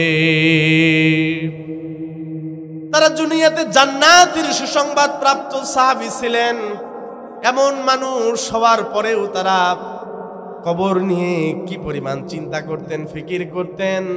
একটা জিনিস মনে রাখেন যে এই দুনিয়া থেকে জীবনের শেষ সময় যখন চলে যাবে, এই সময়টা কোনটা শেষ সময় আমরা কেউ কি জানি নাকি? কোন জায়গায় মৃত্যু হবে কেউ জানি নাকি? মৃত্যুর কাইফিয়াত কেমন হবে এটা কেবলমাত্র একজন জানেন, তিনি কে। এই জন্য বলবো, এই একজন বান্দা যখন মৃত্যুবরণ করে পরিবার পরিজন কবরের কাছে মোনাজাত করবে, শোক প্রকাশ করবে, কিন্তু যখন মাটি চাপা দিয়ে দিল, লোক চক্ষুর অন্তরাল যখন হয়ে গেল, চোখের আড়াল হয়ে যাওয়া মানে আপনাকে তারা আর ভুলতে দেরি করবে না, ঠিক কি না? তারা চলে আসবে সেখান থেকে। 2 নাম্বারে হচ্ছে অর্থ সম্পদ চলে আসবে, শুধুমাত্র একটা আমল থাকবে, সেই আমলটা কিয়ামত পর্যন্ত সঙ্গে থাকবে। সেটা হচ্ছে ভালো কাজ করেন কিংবা মন্দ কাজ করেন, সেটা হাসর পর্যন্ত থেকে যাবে। তাহলে নিজের কাজ নিজের করার দরকার আছে না নাই? সময় থাকতে আমার সন্তান, আমার নাতিপুতি আমার জন্য দান করবে বিশ্বাস হয়? আমার আগে বিশ্বাস হইতো, কিন্তু যেদিন থেকে আমি দেখছি চাপা দে, সময় নাই, 9:30 জানাজা 9:30 করছিস, সময় নাই, চাপা দে। আরে বাস তো দিছিস, চাটাই তো দিছিস, মাটি পড়বে কেমনে? আমি পুরো হতবাক যে এই আত্মীয় স্বজনগুলি আমরা মারা গেলে আমাদের জন্য দোয়া করবে, আমাদের জন্য দান করবে, বিশ্বাস হয়? বিশ্বাস হয়। রব্বুল আলামিন আল্লাহ তাআলা গভীর রজনীতে তাফসীরুল কোরআন মাহফিলে দীর্ঘ সময় ধরে আমি অদম কোরআন থেকে কথা বলেছি। রব্বুল আলামিন, আমি তো মানুষ, ভুলের ঊর্ধ্বে নই, আল্লাহ তাআলা ভুল ত্রুটি ক্ষমা করে দিন। যেই হক কথাগুলি কোরআন থেকে বলেছি রব্বুল আলামিন, সেই কথাগুলি আপনি আমাদের জীবনে আমল করার তৌফিক দিন। রব্বুল আলামিন দরুদুস সালাম আয়াতে কারিমা যা কিছু পাঠ করেছে সবটুকুন সওয়াব সোনার মদিনায় নবী পাকের রওজা মুবারকে পৌঁছায় দিন। রব্বুল আলামিন আল্লাহ তাআলা জীবনে একটিবার হলেও নবীজির রওজার পাশে দাঁড়িয়ে নবীজিকে সালাম দেওয়ার জন্য তৌফিক দিন। মন আমার কাঁদে রে, প্রাণ আমার কাঁদে রে, যেতে সোনার মদিনায়। মন আমার কাঁদে রে, প্রাণ আমার কাঁদে রে, যেতে সোনার মদিনায়। রব্বুল আলামিন আল্লাহ তাআলা, আপনি আমাদেরকে মদিনার সেই পুণ্যভূমিতে কবুল করে নিন। আল্লাহ তাআলা নবীজি রওজার পাশে দাঁড়িয়ে একটিবার প্রাণ ভরে নবীজিকে সালাম দেওয়ার তৌফিক দিন। রব্বুল আলামিন হযরত আদম আলাইহিস সালাতু ওয়াস সালাম হতে এখন পর্যন্ত যত মুমিন মুমিনাত तमाम পৃথিবী থেকে চলে গেছেন, রব্বুল আলামিন তাদের রূহ মুবারকে সওয়াবটুকুন পৌঁছায় দিন। আল্লাহ তাআলা আমাদের জনম দুখনি মা বাবা যাদের বিদায় হয়ে গেছে, আল্লাহ কত বছর পার হয়ে গেল, কত ঈদ পার হয়ে গেল, কত যুগ পার হয়ে গেল রে আল্লাহ। মায়ের কবরের পাশে দাঁড়িয়ে কতবার মাকে মা মা বলে ডাকলাম রে আল্লাহ, মা একটাবারও সাড়া দিল না। আল্লাহ আমাদের আব্বা জান যাদের চলে গেছে রে আল্লাহ, এই পৃথিবীতে সব মানুষ আমাদেরকে ক্ষতি করতে চায়। আমরা যখন বিপদে পড়ে যাই আমাদের আব্বা জান পাশে বসে মাথায় হাত বুলিয়ে দেয়, বলে সন্তান তুই চিন্তা করিস না, আমি আছি আল্লাহ। রব্বুল আলামিন আজও আমরা বিপদে পড়ি, কেউ তো আমাদের পাশে বসে আমাদেরকে কেউ আর সৎ সাহস দেয় না, কেউ আর আমাদের বিপদে পাশে দাঁড়ায় না, সবাই আমাদের ক্ষতি করতে চায়। রব্বুল আলামিন আমাদের আব্বাকে আমরা যারা হারিয়েছি আল্লাহ, যার জীবনের প্রত্যেকটা রক্তের কণা পানির হয়ে আজকে আমরা এই পর্যন্ত আসতে পেরেছি, রব্বুল আলামিন আমাদের আব্বা যাদের হায়াত আপনি বাড়ায় দিন আল্লাহ। আমাদের আব্বা যাদের বিদায় হয়ে গেছেন রব্বুল আলামিন, জীবন থেকে কতগুলি বসন্ত পার হয়ে গেল আল্লাহ। ঈদের সময় হলে আব্বা জানের হাত ধরে জায়নামাজ নিয়ে ঈদগাহে যেতাম, জীবন থেকে কতগুলি ঈদ পার হয়ে গেল রে আল্লাহ। আব্বা জানের সাথে আর ঈদগাহে যাওয়ার সৌভাগ্য আমাদের হয় না।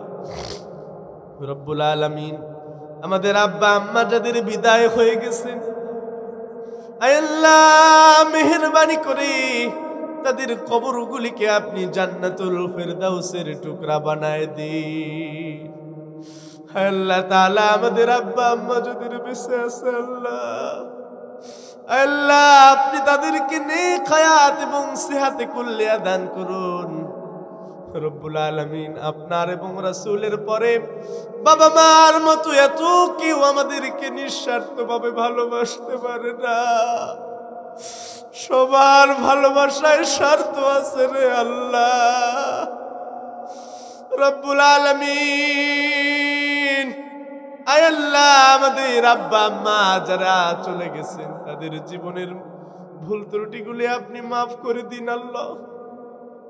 আমরা অভিমান করলে মা আমাদেরকে কতবার অভিমান ভাঙানোর চেষ্টা করত আল্লাহ, এখন আমরা অভিমান করে না খেয়ে বসে থাকলে কেউ তো আমাদের অভিমান ভাঙাতে আসে না।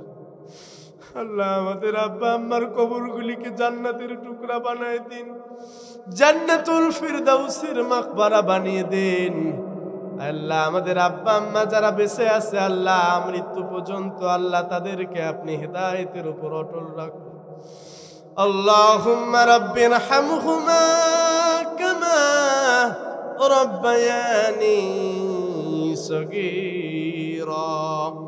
আল্লাহুম্মা রাব্বিরহামহুমা কামা রাব্বায়ানি সগীরা।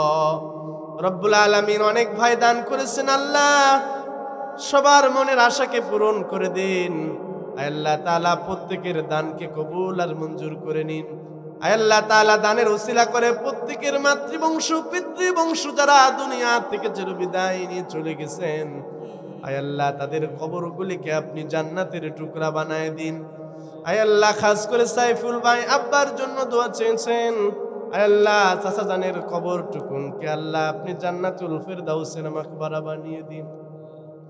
রব্বুল আলামিন পর্দার আড়ালের মা বোনেরা হাত তুলেছেন আল্লাহ, যে যে উদ্দেশ্যে হাত তুলেছেন প্রত্যেকের হাতগুলিকে কবুল আর মঞ্জুর করে নিন।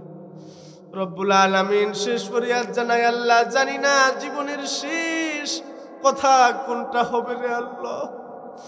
কবর আমাদেরকে ডাকতেছে আল্লাহ, আমরা জীবনে কোনো ভালো কাজ করতে পারি না, জানি না কখন চলে যাওয়ার ডাক চলে আসবে আল্লাহ। কবর এমন জায়গা রে আল্লাহ, ডানে মাটি বামে মাটি, সামনে মাটি পিছনে মাটি, মাটির বিছানা। ও আল্লাহ মেহেরবানি করে ওই অন্ধকার কবরে আল্লাহ আপনি আমাদেরকে সাহায্য করিয়েন। রব্বুল আলামিন অন্ধকার কবরটা আমাদের জন্য প্রশস্ত করে দিয়ে আল্লাহ ওই অন্ধকার কবরের মধ্যে কোরআনকে আপনি আমাদের সঙ্গী বানায় দেন আল্লাহ। আমরা যেন কোরআন নিয়ে বাঁচতে পারি, কোরআন নিয়ে মরতে পারি, কোরআন নিয়ে যেন কবর থেকে উঠতে পারি।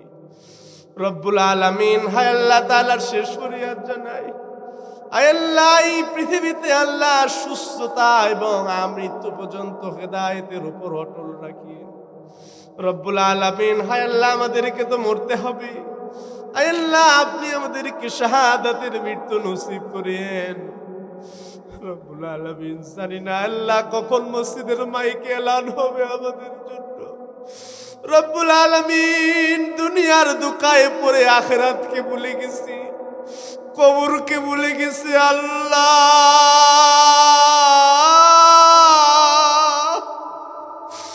রব্বুল আলামিন কবরের মধ্যে আমাদেরকে মাটি চাপা দিয়ে সবাই ভুলে যাবে। রব্বুল আলামিন সময়ের ব্যবধানে সবাই আমাদের কথা মন থেকে মুছে ফেলবে রে আল্লাহ। মেহেরবানি করে আল্লাহ ওই অন্ধকার কবরের মধ্যে আল্লাহ আপনি আমাদের সঙ্গী হয়ে যান। রব্বুল আলামিন আল্লাহ তাআলা মৃত্যুর জন্য আমরা কোনো প্রস্তুতি নিতে পারি না, রব্বুল আলামিন সর্বদা আল্লাহ আপনি আমাদেরকে কবরের জন্য প্রস্তুতি নেওয়ার তৌফিক দিন। রব্বুল আলামিন হায় আল্লাহ তাআলা যেদিন দুনিয়া থেকে চিরবিদায় নিয়ে চলে যাওয়ার ডাক চলে আসবে, আল্লাহ দুনিয়াতে কিছুই চাই না, আল্লাহ ইমানের সাথে মৃত্যুটা দিয়ে আল্লাহ। রব্বুল আলামিন কবরের মধ্যে যখন প্রশ্ন করবে আল্লাহ, আমরা যেন ওই সময় প্রশ্নের উত্তরগুলো সঠিকভাবে দিতে পারি। রব্বুল আলামিন যখন মৃত্যু আমাদের সামনে দাঁড়িয়ে যাবে, আয় আল্লাহ ওই কঠিন মৌতের সময় আমাদের জবানের শেষ বাক্যটা যেন হয় লা ইলাহা ইল্লাল্লাহু মুহাম্মাদুর রাসূলুল্লাহ।